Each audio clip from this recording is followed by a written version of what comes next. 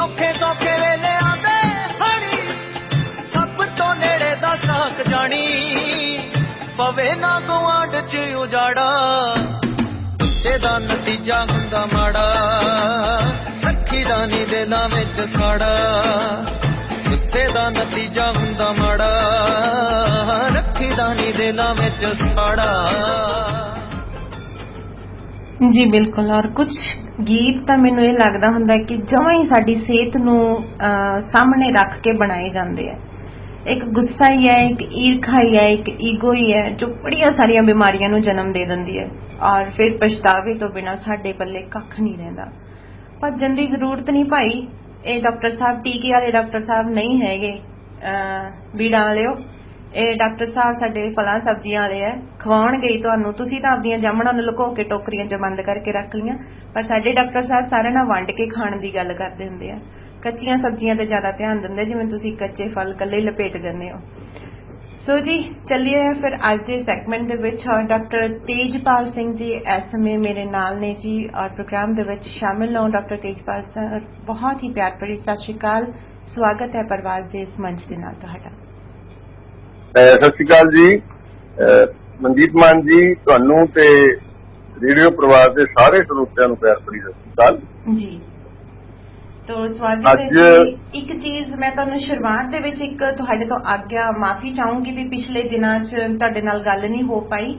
ਤੋ ਕੁਝ ਆਪਣੇ ਸ਼ਾਇਦ ਤੁਸੀਂ ਲਾਸਟ ਪ੍ਰੋਗਰਾਮ ਲਾਸਟ ਦੇ ਵਿੱਚ ਸੁਣਿਆ ਹੋਏਗਾ, ਕੁਝ ਵਿਚਾਰ ਸੀਗੇ ਕਿ ਡਾਕਟਰ ਸਾਹਿਬ ਅਗਰ ਸਾਡੇ ਨਾਲ ਹੋਰ ਸਮਾਂ ਕੰਟੀਨਿਊ ਰਿਹਾ ਕਰਨ, ਕਿਉਂਕਿ ਪਿਛਲਾ ਜਿਹੜਾ ਸੈਗਮੈਂਟ ਸੀ ਉਸ ਤੇ ਇੰਨਾ ਧਿਆਨ ਨਾਲ ਸਾਰੇ ਸਰੋਤਿਆਂ ਨੇ ਸੁਣਿਆ ਕਿ ਉਹਨਾਂ ਨੇ ਕਿਹਾ ਕਿ ਆ ਸ਼ਨੀਵਾਰ ਦਾ ਦਿਨ ਡਾਕਟਰ ਸਾਹਿਬ ਦੇ ਨਾਮ ਕਰ ਦਿਆ ਕਰੋ। ਅੱਛਾ ਜੀ। ਉਹ ਕਹਿੰਦੇ ਵੀ ਅੱਧਾ ਘੰਟਾ ਪਿਛਲਾ ਵੀ ਕੋਈ ਗੱਲ ਨਹੀਂ, ਸਾਡੇ ਕੋਲੇ ਬਾਕੀ ਦਿਨ ਹੁੰਦੇ ਹੈਗੇ, 5 ਦਿਨ ਅਸੀਂ ਗੱਲਾਂ ਨੂੰ ਬਹੁਤ ਆ, ਬਟ ਜੇ ਸ਼ਨੀਵਾਰ ਡਾਕਟਰ ਸਾਹਿਬ ਦੀ ਆਗਿਆ ਹੋਵੇ, ਉਹਨਾਂ ਨੂੰ ਕੋਈ ਅੱਗੋਂ ਕੋਈ ਕਲਾਸ ਵਗੈਰਾ ਨਹੀਂ ਅਟੈਂਡ ਕਰਨੀ ਹੁੰਦੀ, ਤਾਂ ਜੇ ਉਹਨਾਂ ਕੋਲ ਟਾਈਮ ਹੁੰਦਾ ਕਹਿੰਦੇ ਮੈਡਮ ਹੋਰ ਤੁਸੀਂ ਇਸ ਪ੍ਰੋਗਰਾਮ ਨੂੰ ਅੱਗੇ ਕੰਟੀਨਿਊ ਕਰ ਸਕਦੇ ਹੋ। ਤਾਂ ਮੈਂ ਰਮਾਣਾ ਸਾਹਿਬ ਨਾਲ ਗੱਲ ਕੀਤੀ, ਮੈਂ ਕਿਹਾ ਰਮਾਣਾ ਸਾਹਿਬ ਸਰੋਤੇ ਇਵੇਂ ਕਹਿੰਦੇ ਆ। ਅਸੀਂ ਪਹਿਲੀ ਇੱਕ ਗੱਲ ਹੁੰਦੀ ਹੈ ਡਾਕਟਰ ਸਾਹਿਬ ਪਹਿਲਾਂ ਸਰੋਤਿਆਂ ਨੂੰ ਉਹਨਾਂ ਦੇ ਵਿਚਾਰਾਂ ਦੀ ਪਹਿਲਾਂ ਪਹਿਲ ਰੱਖਦੇ ਹੁੰਦੇ ਆ, ਫਿਰ ਅਸੀਂ ਆਪਣੀ ਗੱਲਬਾਤ ਰੱਖਦੇ ਹਾਂ। ਸੋ ਰਮਾਣਾ ਸਾਹਿਬ ਕਹਿੰਦੇ ਮੇਰੇ ਵੱਲੋਂ ਖੁੱਲੀ ਛੁੱਟੀ ਹੈ, ਤੇਰਾ ਦਿਨ ਹੈ, ਤੂੰ ਜਿਹਨੂੰ ਜਿਵੇਂ ਸਪੈਂਡ ਕਰਨਾ ਕਰ ਸਕਦੀ ਆ, ਡਾਕਟਰ ਸਾਹਿਬ ਨਾਲ ਗੱਲ ਕਰ ਸਕਦੀ ਆ। ਮੈਂ ਤੁਹਾਨੂੰ ਤਾਂ ਆਫਲਾਈਨ ਨਹੀਂ ਪੁੱਛਿਆ ਕਿ ਆਨਲਾਈਨ ਪੁੱਛੂੰਗੀ ਜੀ, ਕਿਉਂਕਿ ਜਿੰਨਾ ਸਰੋਤਿਆਂ ਦਾ ਇਹ ਸਵਾਲ ਸੀ ਉਹਨਾਂ ਨੂੰ ਫਿਰ ਜਵਾਬ ਵੀ ਮਿਲ ਜਾਏਗਾ। ਜੀ ਸਰ। ਦੇਖੋ ਮੈਨੂੰ ਇਹ ਲੱਗਦਾ ਜੀ ਵੈਸੇ ਮੰਨਿਆ ਇਹ ਜਾਂਦਾ ਹੈ ਹਾਂਜੀ ਇਹ ਲਗਾਤਾਰ ਅੱਧਾ ਪੌਣਾ ਘੰਟਾ ਸੁਣਨ ਤੋਂ ਬਾਅਦ ਫਿਰ ਗੱਲਾਂ ਕਈ ਵਾਰ ਉੱਪਰ ਵੀ ਜਾਣ ਲੱਗ ਜਾਂਦੀਆਂ ਨੇ। ਅੱਛਾ, ਇਹ ਤੁਹਾਡਾ ਵਿਚਾਰ ਹੈ। ਮਤਲਬ ਸਮਝ ਘੱਟ ਆਉਂਦੀਆਂ ਨੇ, ਉਕਤਾ ਜਾਂਦਾ ਬੰਦਾ ਕਈ ਵਾਰ ਇੱਕੋ ਹੀ ਟੌਪਿਕ ਤੇ ਜਦੋਂ ਗੱਲ ਹੁੰਦੀ ਹੈ, ਕਈ ਵਾਰ ਉਕਤਾਹਟ ਆ ਜਾਂਦੀ ਹੈ। ਤੇ ਇਹਦੇ 'ਚ ਇੱਕ ਆਪਸ਼ਨ ਮੈਨੂੰ ਉਸ ਦਿਨ ਤੁਸੀਂ ਵੀ ਚਰਚਾ ਕਰ ਰਹੇ ਸੀ ਕਿ ਅਗਰ ਕਿਸੇ ਹੋਰ ਦਿਨ ਅੱਧਾ ਘੰਟਾ ਰੱਖ ਸਕਦੇ ਆ ਆਪਾਂ ਤੇ ਉਹਦੇ ਤੇ ਵਿਚਾਰ ਕਰਨਾ ਮੈਨੂੰ ਕੋਈ ਫਰਕ ਨਹੀਂ ਜੀ। ਅਗਰ ਆਪਾਂ ਨੂੰ ਲੱਗਦਾ, ਸਰੋਤਿਆਂ ਨੂੰ ਲੱਗਦਾ ਤਾਂ ਆਪਾਂ ਇਹਨੂੰ ਵਧਾ ਸਕਦੇ ਆ। ਆਪਾਂ ਏਦਾਂ ਕਰ ਲੈਂਦੇ ਆ ਜੀ 15 ਮਿੰਟ ਵਧਾ ਕੇ ਦੇਖ ਲੈਂਦੇ ਆ। ਹਾਂਜੀ, ਉਹ ਕੁਝ ਹੋਰ ਸੈਗਮੈਂਟ ਸੀ ਸਰ, ਉਹ ਅਸੀਂ ਕੁਝ ਹੋਰ ਡਾਕਟਰੀ ਦੇ ਨਾਲ ਕੁਝ ਹੋਰ ਸੈਟਅਪ ਕਰ ਰਹੇ ਹਾਂ। ਪਰਵਾਜ਼ ਦੀ ਟੀਮ ਕੁਝ ਹੋਰ ਵੱਖਰਾ ਸੋਚ ਰਹੀ ਹੈ, ਉਹ ਅਸੀਂ ਫਿੱਟ ਕਰਨਾ ਸਾਡੇ ਬੁੱਧਵਾਰ ਦੇ ਵਿੱਚ। ਸ਼ਾਇਦ ਅਸੀਂ ਉਹਦੇ ਵਿੱਚ 15 ਮਿੰਟ ਲਈਏ ਆਪਣੇ ਸਰੋਤਿਆਂ ਤੋਂ, ਉਹ ਕੁਝ ਓਕੇ ਸੈਟਅਪ ਕਰਨਾ ਹੈਗਾ ਹਨਾ। ਤੋ ਚਲਿਏ ਜੀ ਫਿਰ ਅੱਜ ਦੇ ਦਿਨ ਦੇ ਵਿੱਚ ਸ਼ੁਰੂ। ਅੱਜ ਤਾਂ ਵੈਸੇ ਵੀ ਤੁਹਾਡਾ ਟਾਈਮ ਲੱਗੇਗਾ ਕਿਉਂਕਿ ਆਲਰੇਡੀ 8:16 ਦਾ ਸਮਾਂ ਹੋ ਗਿਆ ਫਿਰ ਹੁਣ ਆਪਾਂ ਨੂੰ। ਅੱਜ ਦਾ ਤੁਹਾਡਾ ਨਾ ਕਿਹਾ ਹੀ ਜਿਹੜਾ ਸਾਡੇ ਕੋਲੇ 9:15 ਵਜੇ ਤੱਕ ਦਾ ਸਮਾਂ ਜਾਏਗਾ ਹੀ ਜਾਏਗਾ ਜੀ। ਅੱਜ ਦਾ ਟੌਪਿਕ ਬਹੁਤ ਇੰਪੋਰਟੈਂਟ ਹੈ ਜੀ, ਬਹੁਤ ਮਹੱਤਵਪੂਰਨ ਰਹੇਗਾ ਔਰ ਮੈਂ ਸਰੋਤਿਆਂ ਨੂੰ ਇਹ ਬੇਨਤੀ ਕਰੂੰਗਾ ਕਿ ਉਹ ਜੁੜ ਕੇ ਰਹਿਣ ਇਸ ਗੱਲ ਨਾਲ, ਕਿਉਂਕਿ ਪੰਜਾਬ ਮਤਲਬ ਆਲ ਇੰਡੀਆ ਪੂਰੇ ਭਾਰਤ ਦੇਸ਼ ਵਿੱਚ ਰੇਲਵੇ ਦਾ ਬਹੁਤ ਵੱਡਾ ਸਿਸਟਮ ਹੈ, ਰੇਲਵੇ ਦਾ ਬਹੁਤ ਵੱਡਾ ਜਾਲ ਵਿਛਿਆ ਹੋਇਆ ਹੈ, ਲੇਕਿਨ ਪੂਰੇ ਭਾਰਤ 'ਚ ਇੱਕ ਟ੍ਰੇਨ ਹੈ, ਇੱਕ ਗੱਡੀ ਹੈ ਜਿਹਦਾ ਨਾਂ ਕੈਂਸਰ ਟ੍ਰੇਨ ਰੱਖਿਆ ਗਿਆ ਜੀ, ਜੋ ਕੈਂਸਰ ਟ੍ਰੇਨ ਦੇ ਨਾਮ ਨਾਲ ਜਾਣੀ ਜਾਂਦੀ ਹੈ। ਪਹਿਲਾਂ ਸ਼ਾਇਦ ਉਹਦਾ ਗੱਡੀ ਦਾ ਨਾਮ ਕੁਝ ਹੋਰ ਹੋਏਗਾ, ਲੇਕਿਨ ਅੱਜ ਕੱਲ ਅਗਰ ਤੁਸੀਂ ਦੇਖੋਗੇ ਤਾਂ ਉਹਦੀ ਚਰਚਾ ਕੈਂਸਰ ਟ੍ਰੇਨ ਦੇ ਤੌਰ ਤੇ ਹੁੰਦੀ ਹੈ। ਤੇ ਮੰਦਭਾਗੀ ਗੱਲ ਇਹ ਹੈ ਕਿ ਉਹ ਟ੍ਰੇਨ ਪੰਜਾਬ ਦੇ ਬਠਿੰਡਾ ਸਟੇਸ਼ਨ ਤੋਂ ਚੱਲਦੀ ਹੈ ਜੀ, ਬਿਲਕੁਲ ਚੱਲਦੀ ਹੈ ਜੀ। ਬਠਿੰਡੇ ਤੋਂ ਬੀਕਾਨੇਰ ਨੂੰ ਇੱਕ ਟ੍ਰੇਨ ਚੱਲਦੀ ਹੈ ਰਾਤ ਨੂੰ ਸ਼ਾਮ ਨੂੰ। ਉਹ ਟ੍ਰੇਨ ਦਾ ਨਾਮ ਕੈਂਸਰ ਟ੍ਰੇਨ ਹੀ ਪੈ ਗਿਆ ਹੈ, ਕਿਉਂਕਿ ਉਸ ਟ੍ਰੇਨ ਦੇ ਵਿੱਚ ਜਿੰਨੇ ਲੋਕ ਯਾਤਰਾ ਕਰਦੇ ਨੇ ਉਹਨਾਂ 'ਚ ਕੈਂਸਰ ਦੇ ਮਰੀਜ਼ ਤੇ ਉਹਨਾਂ ਦੇ ਰਿਸ਼ਤੇਦਾਰ ਹੀ ਹੁੰਦੇ ਨੇ, ਉਹਨਾਂ ਦੇ ਅਟੈਂਡੈਂਟ ਜਿਹੜੇ ਹੁੰਦੇ ਨੇ। ਹੋਰ ਕੋਈ ਵਪਾਰੀ ਮੁਲਾਜ਼ਮ ਜਾਂ ਕੋਈ ਹੋਰ ਤਬਕਾ ਜਿਹੜਾ ਉਹਦੇ 'ਚ ਸਫ਼ਰ ਨਹੀਂ ਕਰਦਾ ਲਗਭਗ। ਤਾਂ ਸਾਡੇ ਕੰਨ ਖੜੇ ਹੋ ਜਾਣੇ ਚਾਹੀਦੇ ਆ, ਸਾਨੂੰ ਅਲਰਟ ਹੋ ਜਾਣਾ ਚਾਹੀਦਾ ਹੈ ਕਿ ਅਗਰ ਪੰਜਾਬ ਦੇ ਵਿੱਚੋਂ ਰੋਜ਼ ਇੱਕ ਰੇਲ ਗੱਡੀ ਭਰ ਕੇ ਬੀਕਾਨੇਰ ਨੂੰ ਇਲਾਜ ਕਰਾਉਣ ਲਈ, ਉੱਥੇ ਇੱਕ ਹਸਪਤਾਲ ਹੈ ਜਿੱਥੇ ਕੈਂਸਰ ਦਾ ਇਲਾਜ ਕੀਤਾ ਜਾਂਦਾ ਹੈ, ਉੱਥੇ ਅਸਲ 'ਚ ਬਹੁਤ ਸਾਰੀਆਂ ਸੁਵਿਧਾਵਾਂ ਨੇ, ਮਰੀਜ਼ ਦੇ ਨਾਲ ਰਹਿਣ ਵਾਲੇ ਲੋਕਾਂ ਲਈ ਵੀ ਕੁਝ ਫੈਸਿਲਿਟੀਜ਼ ਨੇ, ਇਸ ਕਰਕੇ ਲੋਕ ਉੱਥੇ ਜਾਣਾ ਪਸੰਦ ਕਰਦੇ ਨੇ ਇਲਾਜ ਲਈ। ਜੀ ਜੀ ਜੀ। ਲੇਕਿਨ ਇਹ ਬਹੁਤ ਅਲਾਰਮਿੰਗ ਚੀਜ਼ ਕਹਿ ਸਕਦੇ ਆਪਾਂ ਜੀ। ਸਾਨੂੰ ਪੰਜਾਬੀਆਂ ਨੂੰ ਖਬਰਦਾਰ ਹੋ ਜਾਣਾ ਚਾਹੀਦਾ ਕਿ ਜੇ ਅੱਜ ਮਾਲਵਾ ਬੈਲਟ ਜਿਹੜੀ ਸਾਡੇ ਪੰਜਾਬ ਦੀ ਉਹ ਕੈਂਸਰ ਨਾਲ ਬਹੁਤ ਬੁਰੀ ਤਰ੍ਹਾਂ ਪੀੜਤ ਹੈ, ਤਾਂ ਦੁਆਬੇ ਵਾਲੇ ਤੇ ਮਾਝੇ ਵਾਲਿਆਂ ਨੂੰ ਨਿਸ਼ਚਿੰਤ ਨਹੀਂ ਹੋ ਜਾਣਾ ਚਾਹੀਦਾ ਜੀ। ਸਾਨੂੰ ਇਹ ਸਮਝਣਾ ਚਾਹੀਦਾ ਕਿ ਸਾਡੇ ਪੰਜਾਬੀਆਂ, ਪਹਿਲੀ ਗੱਲ ਇਹ ਸਮਝਣੀ ਚਾਹੀਦੀ ਹੈ ਕਿ ਕੈਂਸਰ ਜਿਹੜੀ ਹੈ ਉਹ ਇੱਕ ਲਾਈਫ ਸਟਾਈਲ ਡਿਜ਼ੀਜ਼ ਹੀ ਹੈ ਜੀ। ਤੇ ਸਾਡਾ ਪੰਜਾਬੀਆਂ ਦਾ ਲਾਈਫ ਸਟਾਈਲ ਕੋਈ ਐ ਨਹੀਂ ਹੈਗਾ ਕਿ ਦੁਆਬੇ ਵਾਲਾ ਤੇ ਮਾਝੇ ਵਾਲੇ ਦਾ ਕੋਈ ਬਹੁਤ ਵੱਖਰਾ ਹੈ, ਮਾਲਵੇ ਵਰਗਾ ਲਾਈਫ ਸਟਾਈਲ ਹੈ ਸਾਡਾ। ਤੇ ਇਹ ਵੀ ਸੱਚ ਹੈ ਕਿ ਇਹ ਨਹੀਂ ਹੈ ਕਿ ਮਾਲਵੇ 'ਚ ਵੀ ਕੈਂਸਰ ਦੇ ਮਰੀਜ਼ ਬਹੁਤ ਜ਼ਿਆਦਾ ਨੇ, ਦੁਆਬੇ ਤੇ ਮਾਝੇ 'ਚ ਵੀ ਹੈਗੇ ਨੇ। ਜੀ ਜੀ। ਤੇ ਇੱਕ ਫੈਕਟਰ ਇਹਦੇ ਵਿੱਚ ਮੰਨਿਆ ਜਾਂਦਾ ਹੈ ਕਿ ਉਸ ਇਲਾਕੇ 'ਚ ਪੈਸਟੀਸਾਈਡ ਦੀ ਇਸਤੇਮਾਲ ਜ਼ਿਆਦਾ ਹੋਇਆ, ਉਹ ਬੀਟੀ ਕਾਟਨ ਏਰੀਆ ਸੀ, ਉੱਥੇ ਖਾਸ ਤਰ੍ਹਾਂ ਦੇ ਪੈਸਟੀਸਾਈਡ ਇਸਤੇਮਾਲ ਕੀਤੇ ਗਏ, ਪਾਣੀ ਗੰਦਲਾ ਹੋ ਚੁੱਕਾ, ਪਾਣੀ ਗੰਦਾ ਹੋ ਚੁੱਕਾ। ਇਹ ਇੱਕ ਫੈਕਟਰ ਹੈ ਜੀ। ਸਾਰਾ ਦਾ ਸਾਰਾ ਅਸੀਂ ਇਹ ਨਹੀਂ ਕਹਿ ਸਕਦੇ ਕਿ ਕੈਂਸਰ ਦੀ ਵਜ੍ਹਾ ਜਿਹੜੇ ਉਹ ਪੈਸਟੀਸਾਈਡ ਨੇ। ਤਾਂ ਲਾਈਫ ਸਟਾਈਲ ਜਿਹੜਾ ਸਾਡਾ ਜੀਵਨ ਸ਼ੈਲੀ ਹੈ ਜਿਹੜੀ, ਉਹ ਇਹਦੇ ਲਈ ਬਹੁਤ ਜ਼ਿਆਦਾ ਜ਼ਿੰਮੇਵਾਰ ਹੈ। ਤੇ ਅਸੀਂ ਪੰਜਾਬੀ ਖਾਸ ਤੌਰ ਤੇ ਜਿੰਨਾ ਅਸੀਂ ਅਵੇਸਲੇ ਹਾਂ ਸਿਹਤ ਨੂੰ ਲੈ ਕੇ, ਮੈਨੂੰ ਨਹੀਂ ਲੱਗਦਾ ਪੂਰੇ ਦੇਸ਼ ਦਾ ਕੋਈ ਹੋਰ ਹਿੱਸਾ ਇੰਨਾ ਅਵੇਸਲਾ ਹੋਵੇ ਜੀ। ਅਸੀਂ ਆਪਣੇ ਖਾਣ ਪੀਣ, ਆਪਣੇ ਰਹਿਣ ਸਹਿਣ ਨੂੰ ਅਸੀਂ ਮਤਲਬ ਉਹਦਾ ਸਟੈਂਡਰਡ ਤੋਂ ਉੱਚਾ ਚੱਕ ਲਿਆ ਜੀ, ਲੇਕਿਨ ਅਸੀਂ ਆਪਣੀ ਹੈਲਥ ਨੂੰ ਜਿਹੜਾ, ਆਪਣੀ ਸਿਹਤ ਨੂੰ ਜਿਹੜਾ ਬਿਲਕੁਲ ਧਿਆਨ 'ਚ ਨਹੀਂ ਰੱਖਣਾ। ਅੱਜ ਆਪਾਂ ਚਰਚਾ ਕਰਾਂਗੇ ਕਿ ਕੈਂਸਰ ਜਿਸ ਬਿਮਾਰੀ ਦਾ ਨਾਮ ਸੁਣਦੇ ਹੀ ਇੱਕਦਮ ਰੌਂਗਟੇ ਖੜੇ ਹੋ ਜਾਂਦੇ ਨੇ, ਕਿਉਂਕਿ ਇਹਨੂੰ ਜਾਨਲੇਵਾ ਬਿਮਾਰੀ ਕਿਹਾ ਜਾਂਦਾ ਹੈ, ਜਾਂ ਆਪਾਂ ਇਹ ਕਹਿ ਲਈਏ ਵੀ ਲਾਇਲਾਜ ਬਿਮਾਰੀ ਵਰਗੀ ਬਿਮਾਰੀ ਮੰਨਿਆ ਜਾਂਦਾ ਹੈ ਕਿ ਜਦੋਂ ਇੱਕ ਵਾਰ ਕੈਂਸਰ ਹੋ ਗਿਆ ਜੀ ਫਿਰ ਪੇਸ਼ੈਂਟ ਦੀ ਮੌਤ ਨਿਸ਼ਚਿਤ ਹੋ ਜਾਂਦੀ ਹੈ ਜੀ। तो मैं श्रोतियों ਨੂੰ ਵੀ ਜੀ ਬਿਲਕੁਲ ਅਸੀਂ श्रोतियों ਨੂੰ ਵੀ ਗੁਜ਼ਾਰਿਸ਼ ਕਰਾਂਗੇ ਕਿ ਕੰਟੀਨਿਊ, ਅਗਰ ਮੈਂ श्रोतियों ਨੂੰ ਗੁਜ਼ਾਰਿਸ਼ ਕਰਦੀ ਹੁੰਦੀ ਹਾਂ ਹਮੇਸ਼ਾ, ਅਗਰ ਤੁਹਾਨੂੰ ਲੱਗਦਾ ਹੈ ਪ੍ਰਵਾਸ ਚੰਗਾ ਐਫਰਟ ਕਰ ਰਿਹਾ, ਤੁਹਾਡੇ ਲਈ ਚੰਗੀ ਜਾਣਕਾਰੀ ਲੈ ਕੇ ਆ ਰਿਹਾ, ਤਾਂ ਤੁਸੀਂ ਪਲੀਜ਼ ਪ੍ਰਵਾਸ ਦੇ ਜਿਹੜੇ ਪ੍ਰੋਗਰਾਮਾਂ ਨੂੰ ਸ਼ੇਅਰ ਕਰਿਆ ਕਰੋ, ਤਾਂ ਕਿ ਆਪਣੇ ਨਾਲ ਹੋਰ ਬਹੁਤ ਸਾਰੇ ਸਰੋਤੇ ਜੋ ਕਿਸੇ ਨਾ ਕਿਸੇ ਬਿਮਾਰੀ ਦੇ ਵਿੱਚ ਹੁੰਦੇ ਆ, ਥੋੜਾ ਜਿਹਾ ਉਹ ਆਪਣੇ ਆਪ ਨੂੰ ਅਵੇਅਰ ਕਰ ਲੈਣ ਔਰ ਇਹਨਾਂ ਬਿਮਾਰੀਆਂ ਤੋਂ ਜਿਹੜਾ ਉਹ ਸੰਭਾਲ ਲੈਣ। ਸੋ ਪਲੀਜ਼ ਪ੍ਰੋਗਰਾਮ ਨੂੰ ਸ਼ੇਅਰ ਜ਼ਰੂਰ ਕਰਿਆ ਕਰੋ। ਔਰ ਡਾਕਟਰ ਸਾਹਿਬ ਤੁਹਾਡੇ ਲਈ ਗੁੱਡ ਨਿਊਜ਼ ਹੈ ਕਿ ਸਪੈਸ਼ਲ ਸਾਡਾ ਇਹ ਸੈਗਮੈਂਟ ਅਸੀਂ ਇੱਕ ਅਲੱਗ ਤੌਰ ਤੋਂ ਆਪਣਾ ਸ਼ੇਅਰ ਵੀ ਕਰਦੇ ਹਾਂ, ਔਰ ਫੋਰਨ ਦੇ ਵਿੱਚ ਇਸ ਸੈਟਅਪ ਦੀ ਮੰਗ ਵੀ ਸ਼ੁਰੂ ਹੋ ਗਈ ਹੈ ਕਿ ਇਹ ਵਾਲਾ ਪ੍ਰੋਗਰਾਮ ਤੁਸੀਂ ਐਕਸਟਰਾ ਜਿਹੜਾ ਡਾਕਟਰ ਸਾਹਿਬ ਵਾਲਾ ਪ੍ਰੋਗਰਾਮ ਹੈ ਉਹ ਸ਼ੇਅਰ ਕਰਿਆ ਕਰੋ। ਬੜੀ ਜਾਣਕਾਰੀ ਤੁਹਾਡੇ ਵੱਲੋਂ ਲੋਕ ਹੈ ਜਿਹੜੇ ਉਹ ਅਪਣਾ ਰਹੇ ਆ, ਸਾਰੇ ਸਰੋਤੇ ਸਾਡੇ। ਸੋ ਵਧਾਈ ਦੇ ਪਾਤਰ ਹੋ ਜੀ ਇਸ ਲਈ ਤੁਸੀਂ, ਕਿਉਂਕਿ ਅਸੀਂ ਟੀਕਿਆਂ ਤੋਂ ਗੋਲੀਆਂ ਤੋਂ ਅੱਕੇ ਪਏ ਲੋਕ ਹਾਂ, ਅਸੀਂ ਥੱਬਾ ਗੋਲੀਆਂ ਖਾਣ ਵਾਲੇ ਲੋਕ ਹਾਂ। ਸੋ ਬਈ ਮੈਂ ਤਾਂ ਅੱਜ ਮੰਨਦੀ ਹਾਂ ਕਿ ਅੱਜ ਦਾ ਦਿਨ ਜੋ ਚੜ ਗਿਆ, ਮੈਨੂੰ ਕੋਈ ਗੋਲੀ ਨਹੀਂ ਹੈ, ਮੈਂ ਆਪਣੀਆਂ ਸਾਰੀਆਂ ਗੋਲੀਆਂ ਤਿਆਗਦੀ ਹਾਂ ਔਰ ਮੈਨੂੰ ਲੱਗ ਰਿਹਾ ਕਿ ਵੀ ਹੁਣ ਰੱਬ ਨਾ ਹੀ ਉਹਨਾਂ ਸੈਟਅਪ ਦੇ ਪਿੱਛੇ ਮੋੜੇ। ਸੋ ਸਰੋਤਿਓ ਅਵੇਅਰ ਹੋਇਓ ਔਰ ਥੋੜਾ ਜਿਹਾ ਪ੍ਰੋਗਰਾਮ ਨੂੰ ਧਿਆਨ ਨਾਲ ਸੁਣਿਓ ਔਰ ਆਪਣੇ ਪ੍ਰੋਗਰਾਮ ਨੂੰ ਸ਼ੇਅਰ ਜ਼ਰੂਰ ਕਰਿਆ ਕਰੋ ਤਾਂ ਕਿ ਬਾਕੀ ਸਾਰੇ ਸਰੋਤੇ ਵੀ ਇਸ ਵਿੱਚ ਬਹੁਤ ਸਾਰੀ ਜਾਣਕਾਰੀ ਹਾਸਲ ਕਰ ਲੈਣ। ਹਾਂਜੀ ਡਾਕਟਰ ਸਾਹਿਬ। ਬਹੁਤ ਵੱਡੀ ਗੱਲ ਹੈ ਮਨਜੀਤ ਜੀ, ਤੁਸੀਂ ਜਿਹੜੀ ਗੱਲ ਕੀਤੀ ਹੈ ਨਾ, ਦੇਖੋ ਮੈਂ ਇਹ ਗੱਲ ਕਹਿਣਾ ਹੁੰਦਾ ਹੈ ਕਿ ਅਗਰ ਜਿਸ ਡਾਕਟਰ ਕੋਲ ਤੁਸੀਂ ਮੋਟਾਪੇ ਦਾ ਇਲਾਜ ਕਰਾਉਣ ਗਏ ਉਹ ਡਾਕਟਰ ਖੁਦ ਬਹੁਤ ਮੋਟਾ ਹੈ, ਹਾਂਜੀ, ਤਾਂ ਤੁਸੀਂ ਸੋਚ ਹੀ ਸਕਦੇ ਹੋ ਕਿਵੇਂ ਤੁਹਾਡਾ ਇਲਾਜ ਕਰੇਗਾ। ਮੈਂ ਇੱਕ ਬਹੁਤ ਥੋੜੀ ਜੀ ਹਾਸੇ ਵਾਲੀ ਗੱਲ ਸੁਣਾਉਣ ਲੱਗਿਆ ਜੀ।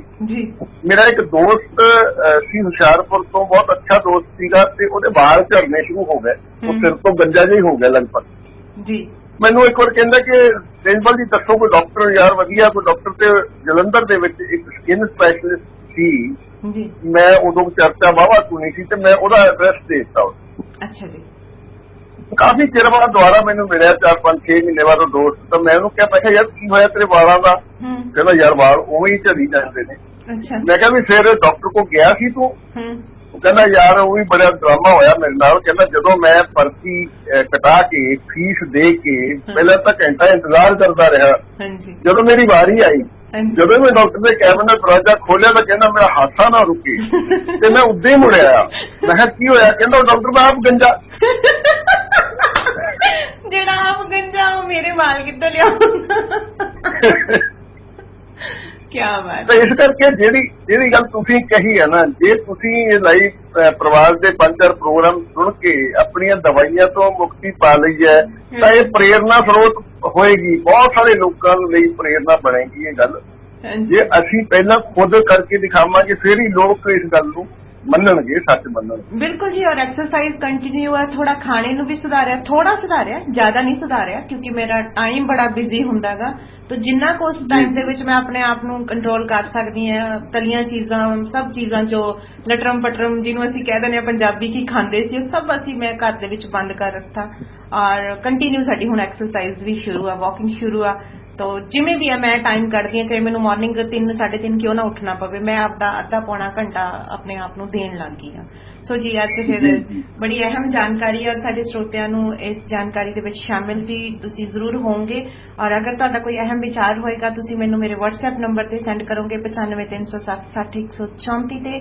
ਔਰ ਅਗਰ ਤੁਸੀਂ ਪੇਜ ਤੇ ਸ਼ੇਅਰ ਕਰੋਗੇ ਕੋਈ ਸਵਾਲ ਅੱਜ ਦੇ ਇਸ ਪ੍ਰੋਗਰਾਮ ਦੇ ਨਾਲ ਜੁੜਦਾ ਤਾਂ ਲਾਸਟ ਦੇ ਵਿੱਚ ਤੁਹਾਨੂੰ ਡਾਕਟਰ ਸਾਹਿਬ ਉਸ ਦਾ ਆਨਸਰ ਵੀ ਜ਼ਰੂਰ ਦੇਣਗੇ, ਔਰ ਪਰ ਹੋਵੇ ਉਹ ਪ੍ਰੋਗਰਾਮ ਦੇ ਨਾਲ ਮੈਚ ਖਾਂਦਾ। ਜੀ ਤੇ ਮਨਜੀਤ ਜੀ ਮੈਂ ਇੱਕ ਗੱਲ ਜ਼ਰੂਰ ਕਹਿਣੀ ਚਾਹੁੰਦਾ ਕਿ ਇਸ ਵੇਲੇ ਮੈਂ ਨਾ ਉਹ ਲਾਈਵ ਨਹੀਂ ਚਲਾ ਰਿਹਾ, ਮੇਰੇ ਸਾਹਮਣੇ ਪੇਜ ਖੋਲ੍ਹਣਾ ਨਹੀਂ, ਕਿਉਂਕਿ ਫਿਰ ਮੈਨੂੰ ਨਾ ਦੋ ਆਵਾਜ਼ਾਂ ਆਉਣ ਲੱਗ ਪੈਂਦੀਆਂ ਨੇ। ਅਸੀਂ ਕੋਈ ਸਵਾਲ ਆਉਂਦਾ ਤਾਂ ਤੁਸੀਂ ਮੈਨੂੰ ਦੱਸ ਦੇਣਾ ਜੀ। ਚਲੋ ਮੈਂ ਤੁਹਾਨੂੰ ਅਨਾਉਂਸ ਕਰ ਦਾਂਗੀ। ਹਾਂਜੀ ਚਲੋ ਜੀ। ਜੀ ਤੇ ਅੱਜ ਅਸੀਂ ਜਾਣਾਂਗੇ ਕਿ ਕੈਂਸਰ ਹੁੰਦਾ ਕਿਉਂ ਹੈ। ਜੀ ਹੁੰਦਾ ਕਿਉਂ ਹੈ? ਜੇ ਅਸੀਂ, ਕਿਉਂਕਿ ਹਮੇਸ਼ਾ ਪੁਰਾਣੇ ਲੋਕ ਬਜ਼ੁਰਗ ਸਾਡੇ ਕਿਹਾ ਕਰਦੇ ਸੀ ਇਲਾਜ ਨਾਲੋਂ ਪਰਹੇਜ਼ ਚੰਗਾ ਜੀ, ਹਮੇਸ਼ਾ ਹੀ ਚੰਗਾ ਹੁੰਦਾ। ਜੇ ਅਸੀਂ ਬਿਮਾਰੀ ਦੇ ਆਉਣ ਤੋਂ ਬਾਅਦ ਉਹਦੇ ਇਲਾਜ ਤੇ ਇੰਨਾ ਖਰਚਾ ਕਰਦੇ, ਇੰਨਾ ਕਸ਼ਟ ਸਹਿੰਦੇ ਆ, ਤਾਂ ਜੇ ਸਾਨੂੰ ਪਤਾ ਲੱਗ ਜਾਂਦਾ ਵੀ ਇਸ ਬਿਮਾਰੀ ਤੋਂ ਬਚਿਆ ਜਾ ਸਕਦਾ ਇਹਨਾਂ ਤਰੀਕਿਆਂ ਨਾਲ, ਤਾਂ ਸਾਨੂੰ ਉਹ ਤਰੀਕੇ ਅਪਣਾ ਲੈਣੇ ਚਾਹੀਦੇ ਜੀ। ਕਿਉਂਕਿ ਫਿਰ ਸਾਡੇ ਹੱਥ 'ਚ ਨਹੀਂ ਰਹਿੰਦਾ, ਜਦੋਂ ਬਿਮਾਰੀ ਆ ਜਾਂਦੀ ਹੈ ਫਿਰ ਸਾਡੇ ਹੱਥ ਵਿੱਚ ਕੁਝ ਨਹੀਂ ਰਹਿੰਦਾ ਕਿ ਉਹ ਠੀਕ ਹੋਏਗੀ ਨਹੀਂ ਹੋਏਗੀ। ਤਾਂ ਉਸ ਤੋਂ ਬਚਣ ਲਈ ਜੋ ਕੀਤਾ ਜਾ ਸਕਦਾ ਉਹ ਬਹੁਤ ਜ਼ਰੂਰੀ ਹੈ ਕਿ ਬਿਮਾਰੀ ਤੋਂ ਬਚਣ ਲਈ ਕੀਤਾ ਜਾ ਸਕੇ ਕੁਝ ਨਾ ਕੁਝ। ਤੇ ਮੇਰਾ ਇਹ ਦਾਅਵਾ ਰਹਿੰਦਾ ਹਮੇਸ਼ਾ ਕਿ ਸਾਡੇ ਕੋਲ ਦੁਨੀਆ ਦੇ ਵੱਡੇ ਤੋਂ ਵੱਡੇ ਡਾਕਟਰ ਕੋਲ ਤੁਸੀਂ ਚਲੇ ਜਾਓ, ਉਹਨੂੰ ਕਹੋ ਡਾਕਟਰ ਸਾਹਿਬ ਕੋਈ ਇੱਕ ਗੋਲੀ ਦੱਸੋ ਜਿਹੜੀ ਮੈਂ ਲਗਾਤਾਰ ਖਾਵਾਂ ਤਾਂ ਮੈਨੂੰ ਕੈਂਸਰ ਨਾ ਹੋਵੇ। ਏਦਾਂ ਦੀ ਕੋਈ ਦਵਾਈ ਬਣੀ ਨਹੀਂ ਹੈ। ਲੇਕਿਨ ਸਾਡੇ ਕੋਲ ਇਹ ਤਰੀਕਾ ਹੈ, ਅਗਰ ਆਪਾਂ ਲਾਈਫ ਸਟਾਈਲ ਦੀ ਗੱਲ ਕਰਦੇ ਹਾਂ ਤਾਂ ਇੱਕ ਇਹੋ ਜਿਹਾ ਲਾਈਫ ਸਟਾਈਲ ਹੈ ਜਿਹੜਾ ਅਪਣਾ ਲਓਗੇ ਤੁਸੀਂ ਤਾਂ ਗਾਰੰਟੀ ਹੈ ਕਿ ਤੁਹਾਨੂੰ ਕੈਂਸਰ ਨਹੀਂ ਹੋ ਸਕਦਾ। ਤਾਂ ਅਸੀਂ ਜਦੋਂ ਕਾਰਨ ਦੀ ਉਹਦੇ ਤੇ ਜਾਂਦੇ ਹਾਂ ਕਿਉਂ ਹੁੰਦਾ ਹੈ ਕੈਂਸਰ, ਤਾਂ ਆਪਾਂ ਪਹਿਲੇ ਕਲਾਸ ਦੇ ਵਿੱਚ ਇੱਕ ਗੱਲ ਕੀਤੀ ਸੀ ਕਿ ਜਦੋਂ ਸਾਡਾ ਸਰੀਰ ਆਪਣੀ ਸਫਾਈ ਕਰਦਾ ਹੈ, ਜਦੋਂ ਸਾਡਾ ਸਰੀਰ ਗੰਦਗੀ ਨੂੰ ਬਾਹਰ ਕੱਢਦਾ ਹੈ, ਟੌਕਸਿਨਸ ਨੂੰ ਬਾਹਰ ਕੱਢਦਾ ਹੈ, ਅਲੱਗ-ਅਲੱਗ ਤਰ੍ਹਾਂ ਦੀ ਜਿਹੜੀ ਵੇਸਟੇਜ ਆ ਬੋਡੀ ਦੇ ਅੰਦਰ ਅਲੱਗ-ਅਲੱਗ ਤਰੀਕੇ ਨਾਲ ਜਾਂਦੀ ਹੈ ਵੇਸਟੇਜ, ਉਹਨੂੰ ਬਾਹਰ ਕੱਢਣ ਦੇ ਜਿਹੜੇ ਸਾਡੇ ਸਰੀਰ ਦੇ ਤਰੀਕੇ ਨੇ, ਚਾਹੇ ਉਹ ਨੱਕ ਚੋਂ ਪਾਣੀ ਵਗਣਾ ਹੋਵੇ, ਚਾਹੇ ਉਹ ਖੰਘ ਰੇਸ਼ਾ ਹੈ, ਚਾਹੇ ਉਹ ਲੂਜ਼ ਮੋਸ਼ਨ ਹੈ, ਚਾਹੇ ਉਹ ਵੋਮਿਟਿੰਗ ਹੈ, ਚਾਹੇ ਉਹ ਬੁਖਾਰ ਹੈ, ਜਦੋਂ ਅਸੀਂ ਇਹਨਾਂ ਤਰੀਕਿਆਂ ਨੂੰ ਦਵਾਈਆਂ ਖਾ ਕੇ ਡਿਸਟਰਬ ਕਰਦੇ ਹਾਂ, ਜਦੋਂ ਸਰੀਰ ਨੂੰ ਅਸੀਂ ਆਪਣੀ ਸਫਾਈ ਨਹੀਂ ਕਰਨ ਦਿੰਦੇ। ਉਸ ਦਿਨ ਵੀ ਇੱਕ ਉਦਾਹਰਨ ਆਪਾਂ ਲਈ ਸੀ ਵੀ ਮੰਨ ਲਓ ਤੁਸੀਂ ਘਰ 'ਚ ਝਾੜੂ ਲਾਉਂਦੇ ਹੋ, ਕੂੜਾ ਇਕੱਠਾ ਕਰਦੇ ਹੋ, ਬਾਹਰ ਤੁਹਾਨੂੰ ਕੋਈ ਸੁੱਟਣੇ ਨਹੀਂ ਦੇ ਰਿਹਾ। ਜਦੋਂ ਤੁਸੀਂ ਬਾਹਰ ਸੁੱਟਦੇ ਹੋ ਦੁਬਾਰਾ ਅੰਦਰ ਸੁੱਟ ਦਿੰਦਾ ਕੋਈ ਬੰਦਾ ਤੁਹਾਡੇ ਕੂੜਾ, ਤਾਂ ਇੱਕ ਸਮਾਂ ਇਹੋ ਜਿਹਾ ਆਏਗਾ, ਇੱਕ ਸਟੇਜ ਇਹੋ ਜਿਹੀ ਆਉਂਦੀ ਹੈ ਜਦੋਂ ਤੁਹਾਨੂੰ ਇਹੋ ਜਿਹਾ ਫੈਸਲਾ ਲੈਣਾ ਪੈ ਸਕਦਾ ਹੈ ਵੀ ਘਰ ਦੇ ਵਿੱਚ ਗੰਦਗੀ ਨਾ ਦਿਸੇ, ਕੂੜਾ ਤੁਹਾਨੂੰ ਬਾਹਰ ਸੁੱਟਣ ਨਹੀਂ ਦਿੱਤਾ ਜਾ ਰਿਹਾ, ਤੇ ਤੁਸੀਂ ਘਰ ਦਾ ਕੂੜਾ ਇਕੱਠਾ ਕਰਕੇ ਉਹਨੂੰ ਕਿਸੇ ਸੋਫੇ ਥੱਲੇ, ਕਿਸੇ ਅਲਮਾਰੀ ਪਿੱਛੇ ਲੁਕੋ ਦਿਓ। ਹਾਂਜੀ ਫਿਰ ਇਹ ਮਜਬੂਰੀ ਬਣ ਜਾਏਗੀ ਤੁਹਾਡੀ। ਬਿਲਕੁਲ ਬਿਲਕੁਲ। ਇਸੇ ਤਰ੍ਹਾਂ ਜਦੋਂ ਅਸੀਂ ਅਲੱਗ-ਅਲੱਗ ਤਰੀਕੇ ਸਾਡੇ ਸਰੀਰ ਦੇ ਜਿਹੜੇ ਗੰਦਗੀ ਨੂੰ ਬਾਹਰ ਕੱਢਣ ਦੇ ਅਲੱਗ-ਅਲੱਗ ਤਰੀਕੇ ਨੇ, ਜਦੋਂ ਅਸੀਂ ਉਹਨਾਂ ਨੂੰ ਵਾਰ-ਵਾਰ ਰੋਕਦੇ ਹਾਂ, ਛੋਟੀ ਛੋਟੀ ਗੱਲ ਤੇ ਦਵਾ ਖਾ ਕੇ ਅਸੀਂ ਬਾਡੀ ਦਾ ਜਿਹੜਾ ਕੁਦਰਤੀ ਸੁਰੱਖਿਆਤਮਕ ਸਿਸਟਮ ਹੈ ਜਿਹੜਾ ਉਹਨੂੰ ਡਿਸਟਰਬ ਕਰਦੇ ਆ, ਤਾਂ ਇੱਕ ਸਟੇਜ ਤੇ ਸਾਡਾ ਸਰੀਰ ਇਹ ਫੈਸਲਾ ਲੈ ਲੈਂਦਾ ਹੈ ਕਿ ਹੁਣ ਇਹ ਗੰਦਗੀ ਮੈਨੂੰ ਬਾਹਰ ਤਾਂ ਕੱਢਣ ਨਹੀਂ ਦਿੱਤੀ ਜਾ ਰਹੀ, ਹੁਣ ਮੈਂ ਇਹਨੂੰ ਅੰਦਰ ਹੀ ਕਿਤੇ ਜਮ੍ਹਾਂ ਕਰੂੰਗਾ। ਜੀ ਬਿਲਕੁਲ। ਤਾਂ ਉਹ ਸਾਰੀ ਦੀ ਸਾਰੀ ਗੰਦਗੀ ਜਿਹੜੀ ਹੈ ਬਾਡੀ ਕਿਤੇ ਵੀ ਕੋਈ ਖਾਲੀ ਜਗ੍ਹਾ ਉਹਨੂੰ ਦਿਖਦੀ ਹੈ, ਉੱਥੇ ਉਹ ਡਿਪੋਜ਼ਿਟ ਕਰਨਾ ਸ਼ੁਰੂ ਕਰ ਦਿੰਦੀ ਹੈ ਤੇ ਉਹ ਐਕਿਊਮੂਲੇਟ ਹੁੰਦੀ ਲਗਾਤਾਰ ਵੱਧਦੀ ਜਾਂਦੀ ਹੈ, ਜਿਹਦੇ ਨਾਲ ਟਿਊਮਰ ਪੈਦਾ ਹੁੰਦੇ ਨੇ, ਅਲੱਗ-ਅਲੱਗ ਤਰ੍ਹਾਂ ਦੇ ਟਿਊਮਰ, ਜਿਹਨੂੰ ਆਪਾਂ ਰਸੌਲੀਆਂ ਕਹਿੰਦੇ ਆ। ਹਾਂ ਜੀ, ਸਹੀ ਕਿਹਾ ਤੁਸੀਂ। ਹੁਣ ਆਪਾਂ ਸੋਚ ਕੇ ਦੇਖੀਏ ਜੀ, ਇੰਨਾ ਇੰਟੈਲੀਜੈਂਟ ਸਿਸਟਮ ਹੈ ਸਾਡੇ ਸਰੀਰ ਦਾ, ਕਿਉਂ ਸਾਡਾ ਸਰੀਰ ਬਾਡੀ ਦੇ ਅੰਦਰ ਇੱਕ ਮਾਸ ਦਾ ਲੋਥੜਾ ਪੈਦਾ ਕਰੇਗਾ? ਕੀ ਲੋੜ ਪੈਂਦੀ ਹੈ ਉਹਨੂੰ? ਕਿਉਂ ਇੱਕ ਰਸੌਲੀ ਪੈਦਾ ਹੁੰਦੀ ਹੈ ਸਾਡੇ ਅੰਦਰ? ਤਾਂ ਇਹਦਾ ਕਾਰਨ, ਇਹਦੀ ਵਜ੍ਹਾ ਇਹੀ ਹੁੰਦੀ ਹੈ ਕਿ ਉਹ ਗੰਦਗੀ ਜਿਹੜੀ ਹੈ ਬਾਰ-ਬਾਰ ਅਸੀਂ ਉਹਨੂੰ ਬਾਹਰ ਕੱਢਣ ਤੋਂ ਰੋਕਦੇ ਹਾਂ, ਬਾਡੀ ਆਪਣੀ ਕਲੀਨਿੰਗ ਨਹੀਂ ਕਰ ਪਾਉਂਦੀ, ਬਾਡੀ ਆਪਣੀ ਸਫਾਈ ਨਹੀਂ ਕਰ ਪਾਉਂਦੀ, ਤਾਂ ਉਸ ਗੰਦਗੀ ਨੂੰ ਅੰਦਰ ਜਮ੍ਹਾਂ ਕਰਨਾ ਸ਼ੁਰੂ ਕਰ ਦਿੰਦੀ ਹੈ। ਤੇ ਹੁਣ ਦੂਸਰੀ ਗੱਲ ਜਿਹੜੀ ਹੈ ਉਹ ਇਹ ਹੈ ਕਿ ਗੰਦਗੀ ਜਿੱਥੇ ਵੀ ਹੋਏਗੀ, ਜਦੋਂ ਗੰਦਗੀ ਹੁੰਦੀ ਹੈ ਤਾਂ ਉਸ ਤੋਂ ਬਾਅਦ ਉਹਦੇ ਚ ਜੀਵ ਪੈਦਾ ਹੁੰਦੇ ਨੇ, ਬੈਕਟੀਰੀਆ ਪੈਦਾ ਹੁੰਦੇ ਨੇ। ਜੀ ਬਿਲਕੁਲ। ਹਾਂਜੀ। ਤੇ ਜਦੋਂ ਹੀ ਅਸੀਂ ਕਿਤੇ ਮਾੜੀ ਮੋਟੀ ਪੇਨ ਹੁੰਦੀ ਹੈ, ਅਸੀਂ ਡਾਕਟਰ ਕੋਲ ਜਾਂਦੇ ਹਾਂ, ਉਹ ਸਕੈਨ ਕਰਦਾ, ਸਕੈਨ ਦੇ ਵਿੱਚ ਦਿਖਦਾ ਕਿ ਤੁਹਾਡੇ ਅੰਦਰ ਇੱਕ ਰਸੌਲੀ ਹੈ। ਤੇ ਫਿਰ ਡਾਕਟਰ ਕਹਿੰਦਾ ਕਿ ਇਸ ਰਸੌਲੀ ਦੇ ਵਿੱਚੋਂ ਇੱਕ ਪੀਸ ਲੈਣਾ ਪਏਗਾ, ਜਿਹਨੂੰ ਬਾਇਓਪਸੀ ਕਹਿੰਦੇ ਆਪਾਂ ਜੀ। ਇਹਦੇ ਚੋਂ ਇੱਕ ਟੁਕੜਾ ਲੈਣਾ ਪਏਗਾ, ਉਹ ਟੁਕੜਾ ਲੈ ਕੇ ਟੈਸਟ ਕਰਨ ਲਈ ਭੇਜਿਆ ਜਾਏਗਾ ਤਾਂ ਕਿ ਪਤਾ ਲੱਗ ਸਕੇ ਕਿ ਇਹ ਟਿਊਮਰ ਜਿਹੜਾ ਕੈਂਸਰਸ ਹੈ ਜਾਂ ਨਹੀਂ ਹੈ ਜੀ। ਤਾਂ ਜਦੋਂ ਅਸੀਂ ਮੈਡੀਕਲ ਰਿਸਰਚ ਦੀ ਗੱਲ ਕਰਦੇ ਹਾਂ ਤੇ ਬਹੁਤ ਸਾਰੀ ਰਿਸਰਚ ਹੈ ਇਹਦੇ ਤੇ ਨਤੀਜਾ ਇਹਦਾ ਇਹ ਨਿਕਲਦਾ ਹੈ ਕਿ ਬਾਇਓਪਸੀ ਕਰਨ ਨਾਲ ਜਿਹੜਾ ਉਹ ਅਸੀਂ ਪੀਸ ਲੈ ਕੇ ਭੇਜਦੇ ਆ, ਉਹਦੇ ਨਾਲ ਬਹੁਤ ਸਾਰੇ ਨਾਨ ਕੈਂਸਰਸ ਟਿਊਮਰ ਵੀ ਕੈਂਸਰਸ ਟਿਊਮਰ ਦੇ ਵਿੱਚ ਕਨਵਰਟ ਹੋ ਜਾਂਦੇ ਜੀ। ਮਤਲਬ ਟਿਊਮਰ ਸਧਾਰਨ ਟਿਊਮਰ ਹੈ, ਉਹਨੇ ਖਤਮ ਹੋ ਜਾਣਾ ਆਪਣੇ ਆਪ ਹੀ, ਲੇਕਿਨ ਜਦੋਂ ਹੀ ਅਸੀਂ ਉਹਨੂੰ ਛੇੜਦੇ ਹਾਂ, ਜਦੋਂ ਹੀ ਅਸੀਂ ਉਹਦੇ ਚ ਟੁਕੜਾ ਲੈ ਕੇ ਟੈਸਟ ਕਰਨ ਲਈ ਭੇਜਣ ਦੀ ਕੋਸ਼ਿਸ਼ ਕਰਦੇ ਹਾਂ, ਤੇ ਉਹ ਟਿਊਮਰ ਕੈਂਸਰਸ ਟਿਊਮਰ ਦੇ ਵਿੱਚ ਕਨਵਰਟ ਹੋ ਜਾਂਦਾ ਜੀ। ਤਾਂ ਹੁਣ ਆਪਾਂ ਨਾ ਇਹਦੇ ਤੇ ਥੋੜੀ ਜੀ ਗੱਲ ਕਰਾਂਗੇ। ਇੱਕ 5 ਭੂਤ ਦਾ ਸਿਧਾਂਤ ਹੈ ਜੀ। ਸਾਨੂੰ ਪਤਾ ਹੈ ਪੂਰਾ ਬ੍ਰਹਿਮੰਡ 5 ਤੱਤਾਂ ਤੋਂ ਬਣਿਆ ਹੋਇਆ ਤੇ ਸਾਡਾ ਸਰੀਰ ਵੀ 5 ਤੱਤਾਂ ਤੋਂ ਬਣਿਆ ਹੋਇਆ, ਜਿਹਨੂੰ ਆਪਾਂ ਕਹਿੰਦੇ ਹਾਂ ਮਿੱਟੀ, ਪਾਣੀ, ਅੱਗ, ਹਵਾ, ਹੈ ਨਾ, ਸਪੇਸ ਜੀ। ਇਹ 5 ਤਰ੍ਹਾਂ ਦੀ એનર્ਜੀ ਹੁੰਦੀ ਹੈ। ਤਾਂ ਇੱਕ ਮੈਂ ਐਗਜ਼ਾਮਪਲ ਲੈ ਕੇ ਜਾਣਾ ਚਾਹੁੰਦਾ ਸਾਰੇ ਸਰੋਤਿਆਂ ਨੂੰ। ਮੰਨ ਲਓ ਆਪਾਂ ਤੁਸੀਂ ਇੱਕ ਕੱਚ ਦੀ ਸ਼ੀਸ਼ੇ ਦੀ ਬੋਤਲ ਲੈ ਕੇ ਨਾ ਉਹਦੇ ਚ ਚਾਵਲ ਪਾ ਦਿਓ, ਉਹਨੂੰ ਅੱਧੀ ਕਰ ਦਿਓ ਤੇ ਉਹਨੂੰ 에ਅਰ ਟਾਈਟ ਕਰ ਦਿਓ ਜੀ। 에ਅਰ ਟਾਈਟ ਕਰਕੇ ਤੁਸੀਂ ਰੱਖੋਗੇ ਤਾਂ ਕੁਝ ਸਮੇਂ ਬਾਅਦ ਤੁਸੀਂ ਦੇਖੋਗੇ, ਕੱਚ ਦੀ ਬੋਤਲ ਇਸ ਕਰਕੇ ਮੈਂ ਕਿਹਾ ਕਿ ਤਾਂ ਕਿ ਤੁਹਾਨੂੰ ਉਹਦੇ ਚ ਦਿਖਦਾ ਟ੍ਰਾਂਸਪੇਰੈਂਟ ਹੁੰਦੀ ਹੈ, ਤੁਸੀਂ ਦੇਖੋਗੇ ਕਿ ਉਹ ਚਾਵਲ ਜਿਹੜੇ ਆ ਸੜਨਾ ਸ਼ੁਰੂ ਹੋ ਜਾਣਗੇ, ਖਰਾਬ ਹੋਣਾ ਸ਼ੁਰੂ ਹੋਣਗੇ। ਠੀਕ ਹੈ। ਤੇ ਕਾਰਨ ਕੀ ਉਹਦਾ? ਕਿਉਂਕਿ ਜਿੰਨੀਆਂ ਚੀਜ਼ਾਂ ਉਹਨਾਂ ਚਾਵਲ ਨੂੰ ਠੀਕ ਰਹਿਣ ਲਈ ਚਾਹੀਦੀਆਂ ਸੀ, ਉਹਨਾਂ ਤੋਂ ਇੱਕ ਚੀਜ਼ ਜਿਹੜੀ ਹੈ ਹਵਾ ਅੰਦਰ ਆਉਣੀ ਬੰਦ ਹੋ ਗਈ ਉਹਦੀ ਜੀ। ਹੁਣ ਉਹ ਜਿਹੜਾ এনवायरमेंट ਹੈ ਉਹਨਾਂ ਚਾਵਲਾਂ ਦੇ ਠੀਕ ਰਹਿਣ ਲਈ ਨਹੀਂ ਸਾਜ਼ਗਰ ਹੈਗਾ, ਤੇ ਉਹ ਚਾਵਲ ਜਿਹੜੇ ਆ ਖਰਾਬ ਹੋਣਾ ਸ਼ੁਰੂ ਹੋਣਗੇ, ਸੜਨਾ ਸ਼ੁਰੂ ਹੋਣਗੇ। ਕੁਝ ਸਮੇਂ ਬਾਅਦ ਤੁਸੀਂ ਦੇਖੋਗੇ ਕਿ ਉਹਨਾਂ 'ਚ ਕੁਝ ਬਗ ਪੈਦਾ ਹੋਣਗੇ, ਛੋਟੇ ਛੋਟੇ ਕੀੜੇ ਪੈਦਾ ਹੋ ਜਾਂਦੇ। ਹਾਂਜੀ ਬਿਲਕੁਲ। ਅੱਛਾ, ਉਹ ਕੀੜੇ ਕਿਉਂ ਪੈਦਾ ਹੁੰਦੇ ਨੇ? ਨੇਚਰ ਦਾ ਇੱਕ ਸਿਸਟਮ ਹੈ ਕਿ ਜਿਹੋ ਜਿਹਾ এনवायरमेंट ਹੋਏਗਾ ਉਸੇ ਤਰ੍ਹਾਂ ਦਾ ਜੀਵ ਪੈਦਾ ਹੁੰਦਾ ਜੀ। ਤਾਂ ਉਹ ਕੀੜੇ ਉਸ ਗੰਦਗੀ ਨੂੰ ਖਾਣ ਲਈ ਪੈਦਾ ਹੁੰਦੇ। ਕੁਝ ਸਮੇਂ ਬਾਅਦ ਤੁਸੀਂ ਦੇਖੋਗੇ ਉਹ ਕੀੜੇ ਜਿਹੜੇ ਆ, ਉਹ ਜਿਹੜੇ ਸੜੇ ਹੋਏ ਚੌਲ ਆ ਉਹਨਾਂ ਨੂੰ ਖਾਣਾ ਸ਼ੁਰੂ ਕਰ ਦੇਣਗੇ ਤੇ ਨਾਲ ਦੀ ਨਾਲ ਉਹ ਆਪਣੀ ਆਬਾਦੀ ਵੀ ਵਧਾਉਣ ਜੀ। ਉਹ ਵੱਧਦੇ ਜਾਣਗੇ ਤੇ ਇੱਕ ਸਮਾਂ ਆਏਗਾ ਜਦੋਂ ਉਹਨਾਂ ਲਈ ਖਾਣਾ ਖਤਮ ਹੋ ਜਾਏ। ਉਹਨਾਂ ਦੀ ਆਬਾਦੀ ਵੱਧ ਰਹੀ ਹੈ, ਖਾਣਾ ਲਗਾਤਾਰ ਖਤਮ ਹੋ ਰਿਹਾ ਜੀ। ਹੁਣ ਉਹ ਖਾਣਾ ਖਤਮ ਹੋ ਚੁੱਕਿਆ, ਖਾਣਾ ਖਤਮ ਹੋਣ ਦੀ ਵਜ੍ਹਾ ਨਾਲ ਉਹ ਕੀੜੇ ਜਿਹੜੇ ਉਹ ਭੁੱਖ ਨਾਲ ਮਰ ਜਾਣਗੇ ਜੀ। ਸਹੀ। ਹੁਣ ਜਦੋਂ ਉਹ ਕੀੜੇ ਮਰ ਜਾਣਗੇ ਤਾਂ ਉਹਨਾਂ ਦੀਆਂ ਡੈੱਡ ਬੋਡੀਜ਼ ਜਦੋਂ ਸੜਨਾ ਸ਼ੁਰੂ ਹੋਣਗੀਆਂ ਤਾਂ ਇੱਕ ਅਲੱਗ ਤਰ੍ਹਾਂ ਦੇ ਜੀਵ ਪੈਦਾ ਹੋਣਗੇ। ਉਹ এনवायरमेंट ਹੁਣ ਅਲੱਗ ਤਰ੍ਹਾਂ ਦੇ ਜੀਵਾਂ ਦੇ ਜਿਉਂਦੇ ਰਹਿਣ ਲਈ ਜਾਂ ਪੈਦਾ ਹੋਣ ਲਈ ਹਾਜ਼ਰ ਹੋ ਗਿਆ, ਤਾਂ ਉਹ ਜੀਵ ਜਿਹੜੇ ਉਹਦੇ ਡੈੱਡ ਬੋਡੀਜ਼ ਨੂੰ ਖਾਣਗੇ ਜੀ, ਨਾਲ ਆਪਣੇ ਆਪ ਚ ਵਾਧਾ ਵੀ ਕਰਨਗੇ, ਆਪਣੀ ਜਨਰੇਸ਼ਨ ਵੀ ਵਧਾਉਣਗੇ ਤੇ ਉਹਨਾਂ ਡੈੱਡ ਬੋਡੀਜ਼ ਨੂੰ ਖਾਣਗੇ। ਤੇ ਜਦੋਂ ਉਹਨਾਂ ਦਾ ਖਾਣਾ ਖਤਮ ਹੋ ਜਾਏਗਾ ਤਾਂ ਉਹ ਕੀੜੇ ਵੀ ਮਰਨਾ ਸ਼ੁਰੂ ਹੋ ਜਾਣਗੇ ਜੀ।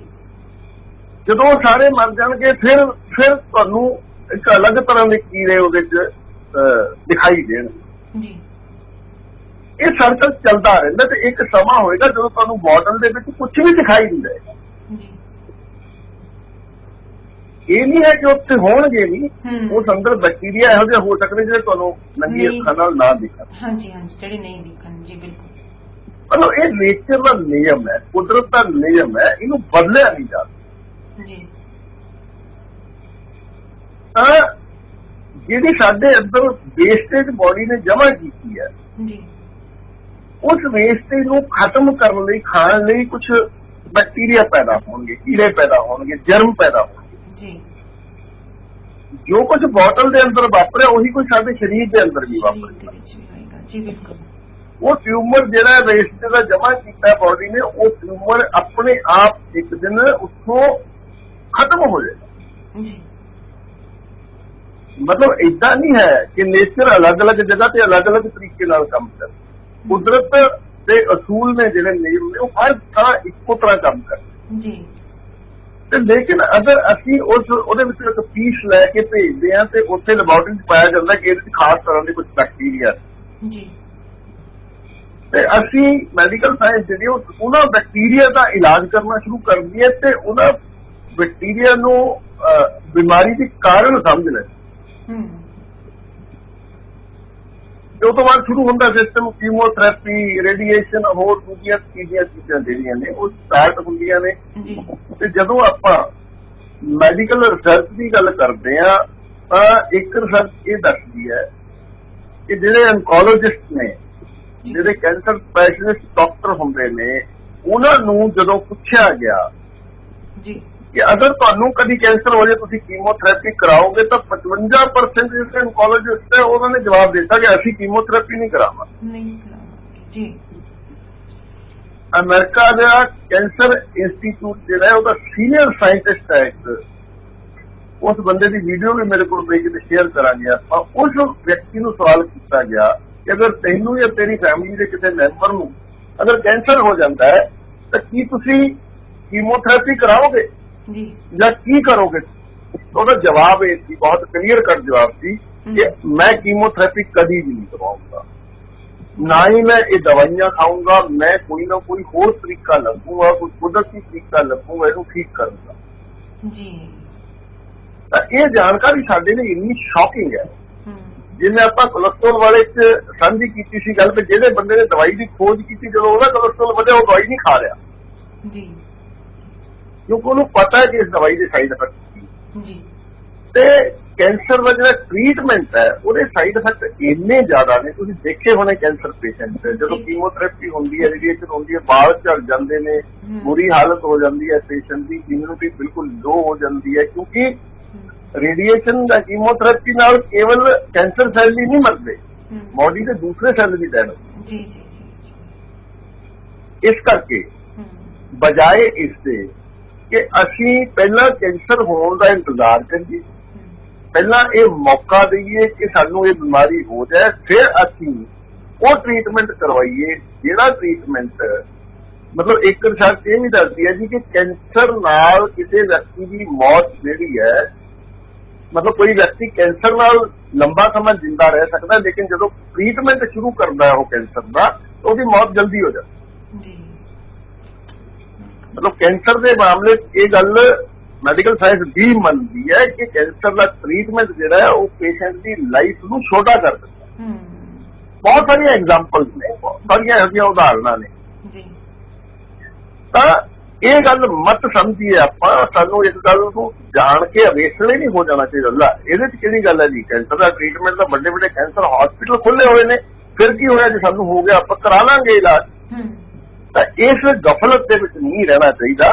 ਸਾਨੂੰ ਚਾਹੀਦਾ ਇਹ ਹੈ ਕਿ ਅਸੀਂ ਆਪਣੇ ਲਾਈਫ ਸਟਾਈਲ ਨੂੰ ਇਹੋ ਜਿਹਾ ਬਣਾਈਏ ਤਾਂ ਕਿ ਇਹ ਬਿਮਾਰੀ ਸਾਡੇ ਨੇੜੇ ਹੀ ਨਾ ਆਵੇ, ਸਾਡੇ ਆਸ-ਪਾਸ ਹੀ ਨਾ ਫਸੇ। ਜੀ। ਤਾਂ ਇਹਦੇ ਲਈ ਇੱਕ ਕਾਰਨ ਹੋਰ ਹੁੰਦਾ ਹੈ, ਜੀ। ਉਹ ਕਾਰਨ ਆਪਾਂ ਉਹਨੂੰ ਸਾਇੰਟਿਫਿਕਲੀ ਮੈਂ ਐਕਸਪਲੇਨ ਕਰਨ ਦੀ ਕੋਸ਼ਿਸ਼ ਕਰਦਾ। ਪਹਿਲਾਂ ਮੈਂ ਇਸ ਗੱਲ ਤੇ ਕਿਸੇ ਦਾ ਵੀ ਕਮੈਂਟ ਹੋ ਸਕਦਾ ਕਿ ਇਹ ਤਾਂ ਐਵੇਂ ਗੱਲਾਂ ਨੇ ਜੀ।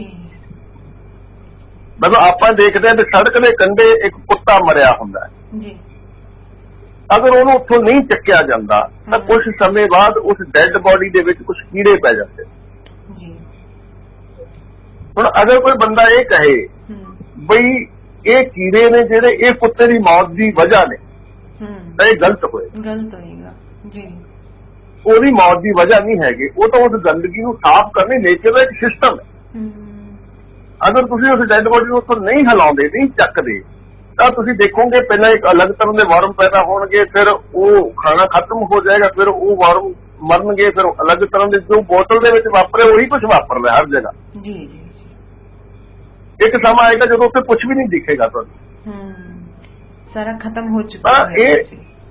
ਹਾਂ, ਮਤਲਬ ਕੁਦਰਤ ਦਾ ਇਹ ਨਿਯਮ ਹੈ, ਇਹਨਾਂ ਪੰਜੇ ਤੱਤਾਂ ਤੋਂ ਪਦਾਰਥ ਬਣਦਾ ਤੇ ਫਿਰ ਇਹਨਾਂ ਦੇ ਵਿੱਚ ਹੀ ਵਿਲੀਨ ਹੋ ਜਾਂਦਾ, ਇਹਨਾਂ ਦੇ ਵਿੱਚ ਹੀ ਉਹ ਰਲ ਮਿਲ ਜਾਂਦਾ। ਜੀ। ਤੇ ਦੂਸਰੀ ਜਿਹੜੀ ਵਜ੍ਹਾ ਹੈ, ਦੂਸਰਾ ਕਾਰਨ ਹੈ, ਉਹ ਹੈ ਕਿ ਜਦੋਂ ਸਾਡੇ ਸਰੀਰ ਦੇ ਅੰਦਰ ਕਿਤੇ ਬਲੌਕੇਜ ਹੋ ਜਾਂਦੀ ਹੈ, ਜੀ, ਅਸੀਂ ਸਿਰਫ ਬਲੌਕੇਜ ਨੂੰ ਇੰਨਾ ਕੀ ਜਾਣਦੇ ਆ ਕਿ ਜਦੋਂ ਬਲੌਕੇਜ ਹੁੰਦੀ ਹੈ ਜੀ ਉਦੋਂ ਹਾਰਟ ਦੀ ਪ੍ਰੋਬਲਮ ਆ ਜਾਂਦੀ ਹੈ, ਉਦੋਂ ਸਟੰਟ ਪਾਇਆ ਜਾਂਦਾ। ਅਸਲ 'ਚ ਬਲੌਕੇਜ ਜਿਹੜੀ ਹੈ ਇਹ ਹਾਰਟ ਨਾਲ ਸੰਬੰਧਿਤ ਉਦੋਂ ਹੁੰਦੀ ਜਦੋਂ ਦਿਲ ਨੂੰ ਜਿਸ ਨਾੜੀ ਰਾਹੀਂ ਖਾਣਾ ਜਾਂਦਾ ਉਹਦੇ 'ਚ ਬਲੌਕੇਜ। ਜੀ। ਲੇਕਿਨ ਬਲੌਕੇਜ ਤਾਂ ਸਾਡੀ ਬੋਡੀ 'ਚ ਕਿਤੇ ਵੀ ਹੋ ਸਕਦੀ ਹੈ। ਜਦੋਂ ਇਹ ਹਾਰਟ ਦੇ ਨੇੜੇ ਹੁੰਦੀ ਹੈ ਉਦੋਂ ਹੀ ਇਹ ਹਾਰਟ ਨਾਲ ਸੰਬੰਧਿਤ ਬਿਮਾਰੀ ਬਣਦੀ ਹੈ।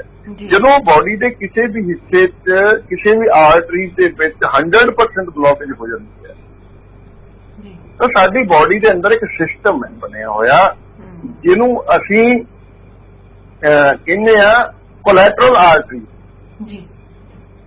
ਸਾਡੇ ਸਰੀਰ ਦੇ ਅੰਦਰ ਬਹੁਤ ਸਾਰੀਆਂ ਇਹੋ ਜਿਹੀਆਂ ਵਾਧੂ ਨਾੜੀਆਂ ਹੁੰਦੀਆਂ ਨੇ ਜਿਹੜੀਆਂ ਐਮਰਜੈਂਸੀ ਸਟੱਪਣੀ ਵਾਂਗੂ ਕੰਮ ਆਉਂਦੀਆਂ ਨੇ, ਜਿਹਨੂੰ ਨੈਚੁਰਲ ਬਾਈਪਾਸ ਵੀ ਕਿਹਾ ਜਾਂਦਾ ਹੈ। ਤੇ ਮੈਡੀਕਲ ਸਾਇੰਸ ਵੀ ਮੰਨਦੀ ਹੈ ਇਸ ਗੱਲ ਨੂੰ ਕਿ ਨੈਚੁਰਲ ਬਾਈਪਾਸ ਨਾਮ ਦਾ ਇੱਕ ਸਿਸਟਮ ਬੋਡੀ ਦੇ ਅੰਦਰ ਹੁੰਦਾ ਹੈ। ਜਦੋਂ ਹੀ ਕਿਤੇ ਬਲੌਕੇਜ 100% ਹੋ ਜਾਂਦੀ ਹੈ ਤਾਂ ਜਾਂ ਤਾਂ ਬੋਡੀ ਕੋਲ ਪਹਿਲਾਂ ਹੀ ਕੋਈ ਨਾੜੀ ਵਾਧੂ ਪਈ ਹੁੰਦੀ ਉਹਨੂੰ ਖੋਲ ਲੈਂਦੀ ਹੈ, ਉਧਰੋਂ ਦੀ ਸਪਲਾਈ ਸ਼ੁਰੂ ਕਰ ਦਿੰਦੀ ਹੈ, ਤੇ ਜਾਂ ਬੋਡੀ ਇੱਕ ਨਵੀਂ ਆਰਟਰੀ ਪੈਦਾ ਕਰ ਲੈਂਦੀ ਹੈ, ਜਿਹਨੂੰ ਮੈਡੀਕਲ ਦੀ ਭਾਸ਼ਾ 'ਚ ਐਂਜੀਓਜੈਨੇਸਿਸ ਕਿਹਾ ਜਾਂਦਾ ਹੈ। ਸਾਡੇ ਸਰੀਰ ਦੇ ਅੰਦਰ ਬਹੁਤ ਸਾਰੀਆਂ ਖੂਨ ਦੀਆਂ ਨਾੜੀਆਂ ਰੋਜ਼ ਖਤਮ ਹੁੰਦੀਆਂ ਨੇ ਤੇ ਰੋਜ਼ ਨਵੀਆਂ ਬਣਦੀਆਂ। ਤਾਂ ਜਦੋਂ ਕਿਸੇ ਜਗ੍ਹਾ ਤੇ ਬਲੌਕੇਜ 100% ਹੋ ਜਾਂਦੀ ਹੈ ਤਾਂ ਜਿਸ ਜਗ੍ਹਾ ਤੇ ਬਲੌਕੇਜ ਹੁੰਦੀ ਉਸ ਤੋਂ ਅੱਗੇ ਜਿਹੜੇ ਸੈੱਲ ਹੁੰਦੇ ਨੇ ਜਿਨ੍ਹਾਂ ਨੂੰ ਉਸ ਨਾੜੀ ਰਾਹੀਂ ਸਪਲਾਈ ਜਾ ਰਹੀ ਹੁੰਦੀ ਹੈ ਉਹਨਾਂ ਨੂੰ ਸਪਲਾਈ ਜਾਣੀ ਬੰਦ ਹੋ ਜਾਂਦੀ ਹੈ। ਤਾਂ ਮੋਸਟਲੀ ਸਾਰੇ ਕੇਸਾਂ 'ਚ ਮੋਸਟਲੀ ਕੀ ਹੁੰਦਾ, ਉਹ ਸੈੱਲ ਮਰਨਾ ਸ਼ੁਰੂ ਹੋ ਜਾਂਦਾ। ਹੁਣ ਕਿਉਂਕਿ ਮੰਨ ਲਓ ਤੁਹਾਡੇ ਬਾਂਹ ਦੇ ਇੱਕ ਹਿੱਸੇ 'ਚ ਬਲੌਕੇਜ ਹੋਈ ਹੈ, ਉੱਥੇ ਕੁਝ ਸੈੱਲ ਮਰ ਗਏ ਨੇ ਤੇ ਤੁਹਾਨੂੰ ਪਤਾ ਹੀ ਨਹੀਂ ਲੱਗਦਾ, ਉਹਦਾ ਕੋਈ ਇਫੈਕਟ ਨਹੀਂ ਆਉਂਦਾ ਉਹਦਾ। ਹੋ ਸਕਦਾ ਉੱਥੇ ਨੀਲਾ ਜਿਹਾ ਦਾਗ ਬਣ ਜੇ ਜਾਂ ਕੋਈ ਹੋਰ ਛੋਟੀ ਮੋਟੀ ਦਿੱਕਤ ਆ ਜੇ, ਤੁਸੀਂ ਚੁੰਡੀ ਵੱਢੋ ਉੱਥੇ ਤੁਹਾਨੂੰ ਸੈਂਸੇਸ਼ਨ ਮਹਿਸੂਸ ਨਾ ਹੋਵੇ, ਤਾਂ ਬਹੁਤ ਵੱਡਾ ਤੁਹਾਨੂੰ ਸਿੰਪਟਮ ਨਹੀਂ ਆਏਗਾ। ਜਦੋਂ ਇਹ ਬਲੌਕੇਜ ਹੁੰਦੀ ਹੈ ਕੁਝ ਕੇਸਾਂ, ਰੇਅਰ ਕੇਸ, ਮਤਲਬ ਲੱਖਾਂ ਤੋਂ ਕਿਸੇ ਇੱਕ ਅੱਧੇ ਕੇਸ 'ਚ ਉਹ ਜਿਹੜੇ ਸੈੱਲ ਹੁੰਦੇ ਨੇ ਉਹ ਡਿਸਾਈਡ ਕਰ ਲੈਂਦੇ ਨੇ ਕਿ ਅਸੀਂ ਮਰਨਾ ਨਹੀਂ ਹੈ। ਉਹ ਇੱਕ ਯੂਨਿਟੀ ਬਣਾ ਲੈਂਦੇ ਨੇ, ਇੱਕ ਗੁੱਟ ਬਣਾ ਲੈਂਦੇ ਨੇ ਤੇ ਇਹ ਡਿਸਾਈਡ ਕਰਦੇ ਨੇ ਕਿ ਭਾਵੇਂ ਬੋਡੀ ਨੇ ਸਾਨੂੰ ਖੁਰਾਕ ਦੀ ਸਪਲਾਈ ਬੰਦ ਕਰ ਦਿੱਤੀ ਹੈ ਲੇਕਿਨ ਅਸੀਂ ਮਰਾਂਗੇ ਨਹੀਂ। ਜਦੋਂ ਇਹ ਡਿਸਾਈਡ ਕਰ ਲੈਂਦੇ ਨੇ ਤਾਂ ਫਿਰ ਉਹ ਇੱਕ ਚੋਰ ਰਸਤਾ ਬਣਾਉਂਦੇ ਨੇ। ਜਿੱਥੇ ਬਲੌਕੇਜ ਹੁੰਦੀ ਹੈ ਉਹ ਤੋਂ ਪਿਛਲੇ ਪਾਸੇ ਇੱਕ ਨਵਾਂ ਚੋਰ ਰਸਤਾ ਬਣਾ ਕੇ ਉੱਥੋਂ ਖੁਰਾਕ ਜਿਹੜੀ ਹੈ ਚੋਰੀ ਕਰਨਾ ਸ਼ੁਰੂ ਕਰ।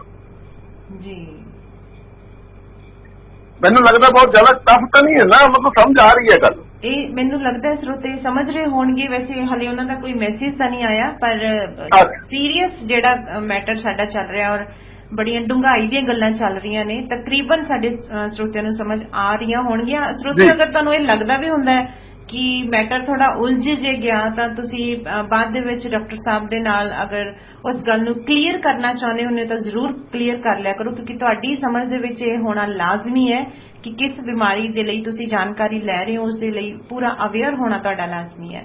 ਜੀ ਡਾਕਟਰ ਸਾਹਿਬ। ਜੀ, ਤਾਂ ਉਹ ਸੈੱਲ ਜਿਹੜੇ ਜਦੋਂ ਖੁਰਾਕ ਚੋਰੀ ਕਰਨਾ ਸ਼ੁਰੂ ਕਰਦੇ ਤਾਂ ਆਪਾਂ ਪੰਜਾਬੀ ਦੀ ਕਹਾਵਤ ਹੁੰਦੀ ਹੈ ਨਾ, ਚੋਰੀ ਦਾ ਮਾਲ ਲਾਠੀਆਂ ਦੇ ਗੱਜ। ਜੀ। ਤਾਂ ਜਦੋਂ ਕੋਈ ਚੀਜ਼ ਚੋਰੀ ਕੀਤੀ ਜਾਂਦੀ ਹੈ ਹਾਂਜੀ ਤਾਂ ਉਹਦੀ ਕੋਈ ਸੀਮਾ ਨਹੀਂ ਰਹਿੰਦੀ। ਮਤਲਬ ਇਹਦੇ ਅਸੀਂ ਇੱਕ ਐਗਜ਼ਾਮਪਲ ਦਿੰਦੇ ਹੁੰਦੇ ਹਾਂ, ਮੰਨ ਲਓ ਇੱਕ ਸਟੂਡੈਂਟ ਹੈ ਯੂਨੀਵਰਸਿਟੀ ਦਾ, ਉਹਦਾ ਦਾਖਲਾ ਹੈ ਨਹੀਂ, ਉਹਦੇ ਕੋਲ ਪੈਸੇ, ਉਹਨੂੰ ਫੀਸ ਚਾਹੀਦੀ ਹੈ 10,000 ਰੁਪਇਆ ਜੀ, ਉਹ ਇੰਤਜ਼ਾਮ ਨਹੀਂ ਹੋ ਪਾ ਰਿਹਾ ਉਹਦੇ ਤੋਂ, ਉਹ ਬੈਂਕ ਲੁੱਟਣ ਦਾ ਫੈਸਲਾ ਕਰ ਲੈਂਦਾ ਜੀ। ਜਦੋਂ ਬੈਂਕ ਜਾਂਦਾ ਉਹ ਤਿਜੋਰੀ ਖੋਲਦਾ ਤਾਂ ਉੱਥੇ ਤਾਂ ਕਰੋੜਾਂ ਰੁਪਇਆ ਪਿਆ ਹੁੰਦਾ, ਤਾਂ ਉਹ 10,000 ਰੁਪਇਆ ਲੈ ਕੇ ਨਹੀਂ ਉੱਥੋਂ ਜਾਏਗਾ। ਹਾਂ, ਚਲੋ ਚੱਕੇਗਾ ਜੀ, ਹੈ ਨਾ। ਤੇ ਮੇਰੀ ਲੋੜ ਤਾਂ 10,000 ਰੁਪਇਆ, ਮੈਂ 10,000 ਰੁਪਇਆ ਲੈ ਕੇ ਚਲਿਆ ਜਾਵਾਂ, ਕਿਉਂਕਿ ਉਸ ਵੇਲੇ ਉਹਨੂੰ ਇਹ ਹੋਊਗਾ ਵੀ ਇੰਨਾ ਪੈਸਾ ਪਿਆ, ਮੈਂ ਜਿੰਨਾ ਵੱਧ ਤੋਂ ਵੱਧ ਲਿਜਾ ਸਕਾਂ ਲੈ ਜਾਵਾਂ। ਤੇ ਉਹ ਸੈੱਲ ਜਿਹੜੇ ਆ ਜਦੋਂ ਚੋਰੀ ਕਰਦੇ ਨੇ ਖੁਰਾਕ, ਤਾਂ ਉਹ ਬਹੁਤ ਬਲਕ ਕਰਨਾ ਸ਼ੁਰੂ ਕਰ ਦਿੰਦੇ ਨੇ ਤੇ ਉਹ ਇੱਕਦਮ ਤੇਜ਼ੀ ਨਾਲ ਵਧਣਾ ਸ਼ੁਰੂ ਕਰ ਦਿੰਦੇ, ਵੱਧ ਖੁਰਾਕ ਲੈ ਕੇ ਤੇਜ਼ੀ ਨਾਲ ਗਰੋ ਕਰਨਾ ਸ਼ੁਰੂ ਕਰ ਦਿੰਦੇ ਨੇ। ਤੇ ਸਾਡੇ ਸਰੀਰ ਦੇ ਅੰਦਰ ਜਿਹੜਾ ਸੈੱਲ ਬੋਡੀ ਦੇ ਸਿਸਟਮ ਤੋਂ ਹਟ ਕੇ ਤੇਜ਼ੀ ਨਾਲ ਵਧਣਾ ਸ਼ੁਰੂ ਕਰ ਦਿੰਦਾ, ਉਸੇ ਨੂੰ ਕੈਂਸਰ ਸੈੱਲ ਕਿਹਾ ਜਾਂਦਾ। ਹੁਣ ਆਈ ਸਾਰਿਆਂ ਦੀ ਸਮਝ ਦੇ ਵਿੱਚ ਗੱਲ, ਹੁਣ ਕੈਂਸਰ ਕਿਸ ਨੂੰ ਕਿਹਾ ਜਾਂਦਾ ਤਾਂ ਇਹ ਕਲੀਅਰ ਹੋਇਆ ਜੀ।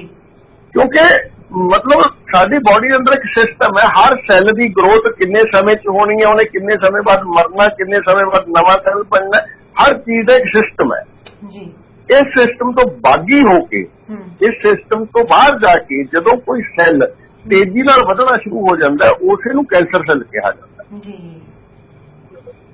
ਤਾਂ ਉਹ ਸੈੱਲ ਤੇਜ਼ੀ ਨਾਲ ਵਧਣਾ ਸ਼ੁਰੂ ਹੋ ਜਾਂਦੇ ਨੇ, ਉਹ ਗੁੱਟ ਬਣਾ ਲੈਂਦੇ ਨੇ, ਇੱਕ ਟਿਊਮਰ ਦੀ ਸ਼ਕਲ ਬਣ ਜਾਂਦੀ ਹੈ। ਤੇ ਜਦੋਂ ਤੇਜ਼ੀ ਨਾਲ ਵਧਦੇ ਨੇ ਫਿਰ ਕੀ ਹੁੰਦਾ ਤੇ ਉੱਥੇ ਜਗ੍ਹਾ ਜਿਹੜੀ ਹੈ ਸਾਡੀ ਬੋਡੀ ਦੇ ਅੰਦਰ ਹੁਣ ਲਿਮਟਿਡ ਸਪੇਸ ਹੈ, ਕੋਈ ਖਾਲੀ ਪਲਾਟ ਤਾਂ ਹੈ ਨਹੀਂ ਜਿਹਦੇ ਮਰਜ਼ੀ ਜਿੱਥੇ ਮਕਾਨ ਬਣਾ ਲਿਆ ਜੀ, ਤਾਂ ਉੱਥੇ ਜਗ੍ਹਾ ਟਾਈਟ ਹੋਣੀ ਸ਼ੁਰੂ ਹੋ ਜਾਂਦੀ। ਜਦੋਂ ਉਹ ਤੇਜ਼ੀ ਨਾਲ ਵਧਦੇ ਨੇ, ਜਗ੍ਹਾ ਟਾਈਟ ਹੁੰਦੀ ਹੈ ਤੇ ਫਿਰ ਦਰਦ ਹੁੰਦੀ ਹੈ, ਫਿਰ ਪੇਨ ਹੁੰਦੀ ਹੈ, ਤੇ ਫਿਰ ਅਸੀਂ ਭੱਜਦੇ ਹਾਂ ਬਹੁਤ ਤੇਜ਼ ਜੀ। ਹਾਂ, ਤੇਜ਼ ਪੇਨ ਹੁੰਦੀ ਹੈ। ਫਿਰ ਆਪਾਂ ਸਕੈਨ ਕਰਾਉਨੇ ਆ, ਫਿਰ ਆਪਾਂ ਨੂੰ ਪਤਾ ਲੱਗਦਾ ਇੱਥੇ ਟਿਊਮਰ ਹੈ ਜੀ।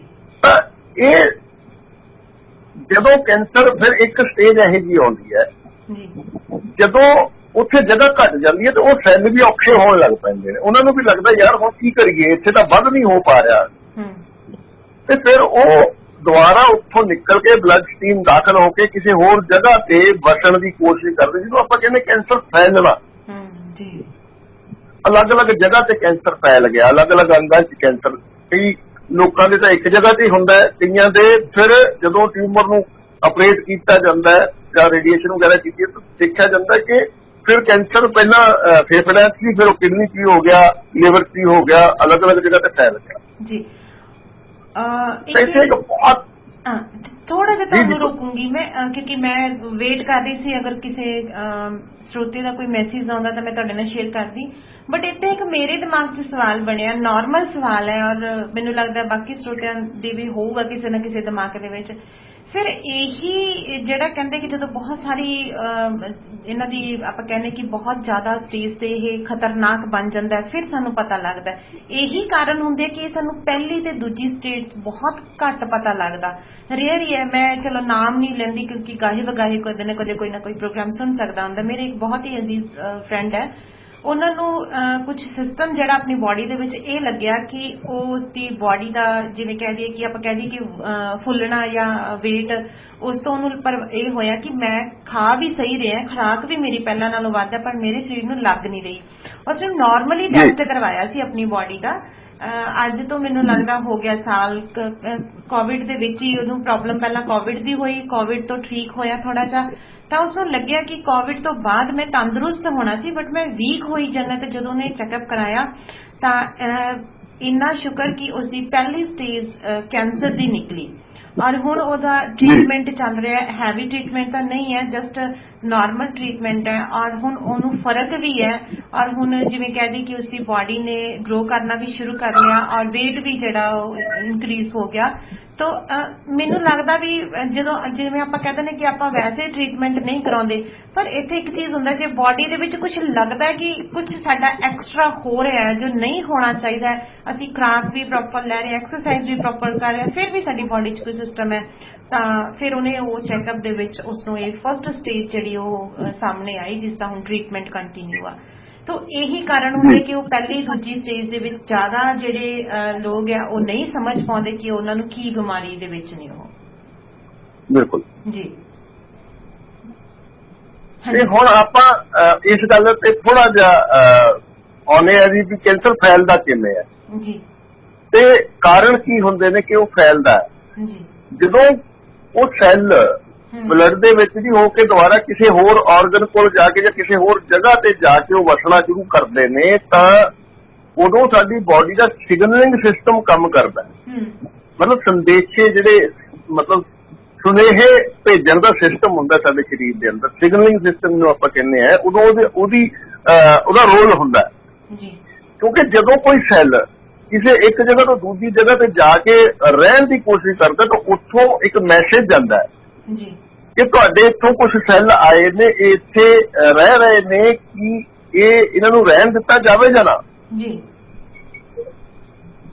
ਹੁਣ ਇਸ ਗੱਲ ਨੂੰ ਸਮਝਣ ਲਈ ਆਪਾਂ ਇੱਕ ਛੋਟੀ ਜਿਹੀ ਉਦਾਹਰਨ ਲੈਂਦੇ ਹਾਂ। ਮੰਨ ਲਓ ਆਪਾਂ ਇੱਕ ਦੂਜੇ ਨੂੰ ਜਾਣਦੇ ਹਾਂ, ਕੱਲ ਨੂੰ ਤੁਹਾਡੇ ਘਰ ਸ਼ਾਮ ਨੂੰ ਤੁਹਾਡੇ ਘਰ ਦਾ ਦਰਵਾਜ਼ਾ ਖਟਖਟਾਉਂਦਾ ਕੋਈ, ਤੁਸੀਂ ਦੇਖਦੇ ਹੋ ਇੱਕ ਸਟ੍ਰੇਂਜਰ ਤੁਹਾਡੇ ਸਾਹਮਣੇ ਖੜਾ ਹੈ, ਇੱਕ ਅਣਜਾਣ ਵਿਅਕਤੀ, ਲੇਕਿਨ ਉਹ ਕਹਿੰਦਾ ਕਿ ਮੈਂ ਤੇਜਪਾਲ ਦਾ ਦੋਸਤ ਹਾਂ, ਮੈਨੂੰ ਇੱਥੇ ਹਨੇਰਾ ਹੋ ਗਿਆ ਸੀ, ਮੈਂ ਰਾਤ ਕੱਟਣੀ ਹੈ, ਮੇਰੇ ਕੋਲ ਹੋਟਲ 'ਚ ਰਹਿਣ ਜੋਗੇ ਵੀ ਪੈਸੇ ਨਹੀਂ, ਤਾਂ ਮੈਂ ਤੇਜਪਾਲ ਜੀ ਨੇ ਮੈਨੂੰ ਤੁਹਾਡਾ ਐਡਰੈਸ ਦਿੱਤਾ ਸੀ, ਜੇ ਤੈਨੂੰ ਕੋਈ ਦਿੱਕਤ ਆਵੇ ਤਾਂ ਤੂੰ ਉੱਥੇ ਚਲਿਆ ਜਾ।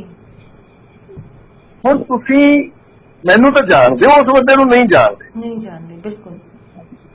ਤਾਂ ਤੁਸੀਂ ਇੱਕ ਕੋਸ਼ਿਸ਼ ਕਰੋਗੇ ਕਿ ਮੈਨੂੰ ਤੁਸੀਂ ਫੋਨ ਲਾ ਕੇ ਪੁੱਛਣ ਦੀ ਕੋਸ਼ਿਸ਼ ਕਰ ਸਕਦੇ ਹੋ ਕਿ ਕੀ ਸੱਚਮੁੱਚ ਏਦਾਂ ਦਾ ਕੋਈ ਬੰਦਾ ਹੈਗਾ ਤੁਹਾਡਾ ਦੋਸਤ, ਕੀ ਤੁਸੀਂ ਸੱਚਮੁੱਚ ਕਿਸੇ ਨੂੰ ਮੇਰਾ ਪਤਾ ਦੇ ਕੇ ਭੇਜਿਆ। ਹੁਣ ਤੁਸੀਂ ਕਲਪਨਾ ਕਰੋ ਕਿ ਫੋਨ ਮੇਰਾ ਲੱਗ ਨਹੀਂ ਰਿਹਾ,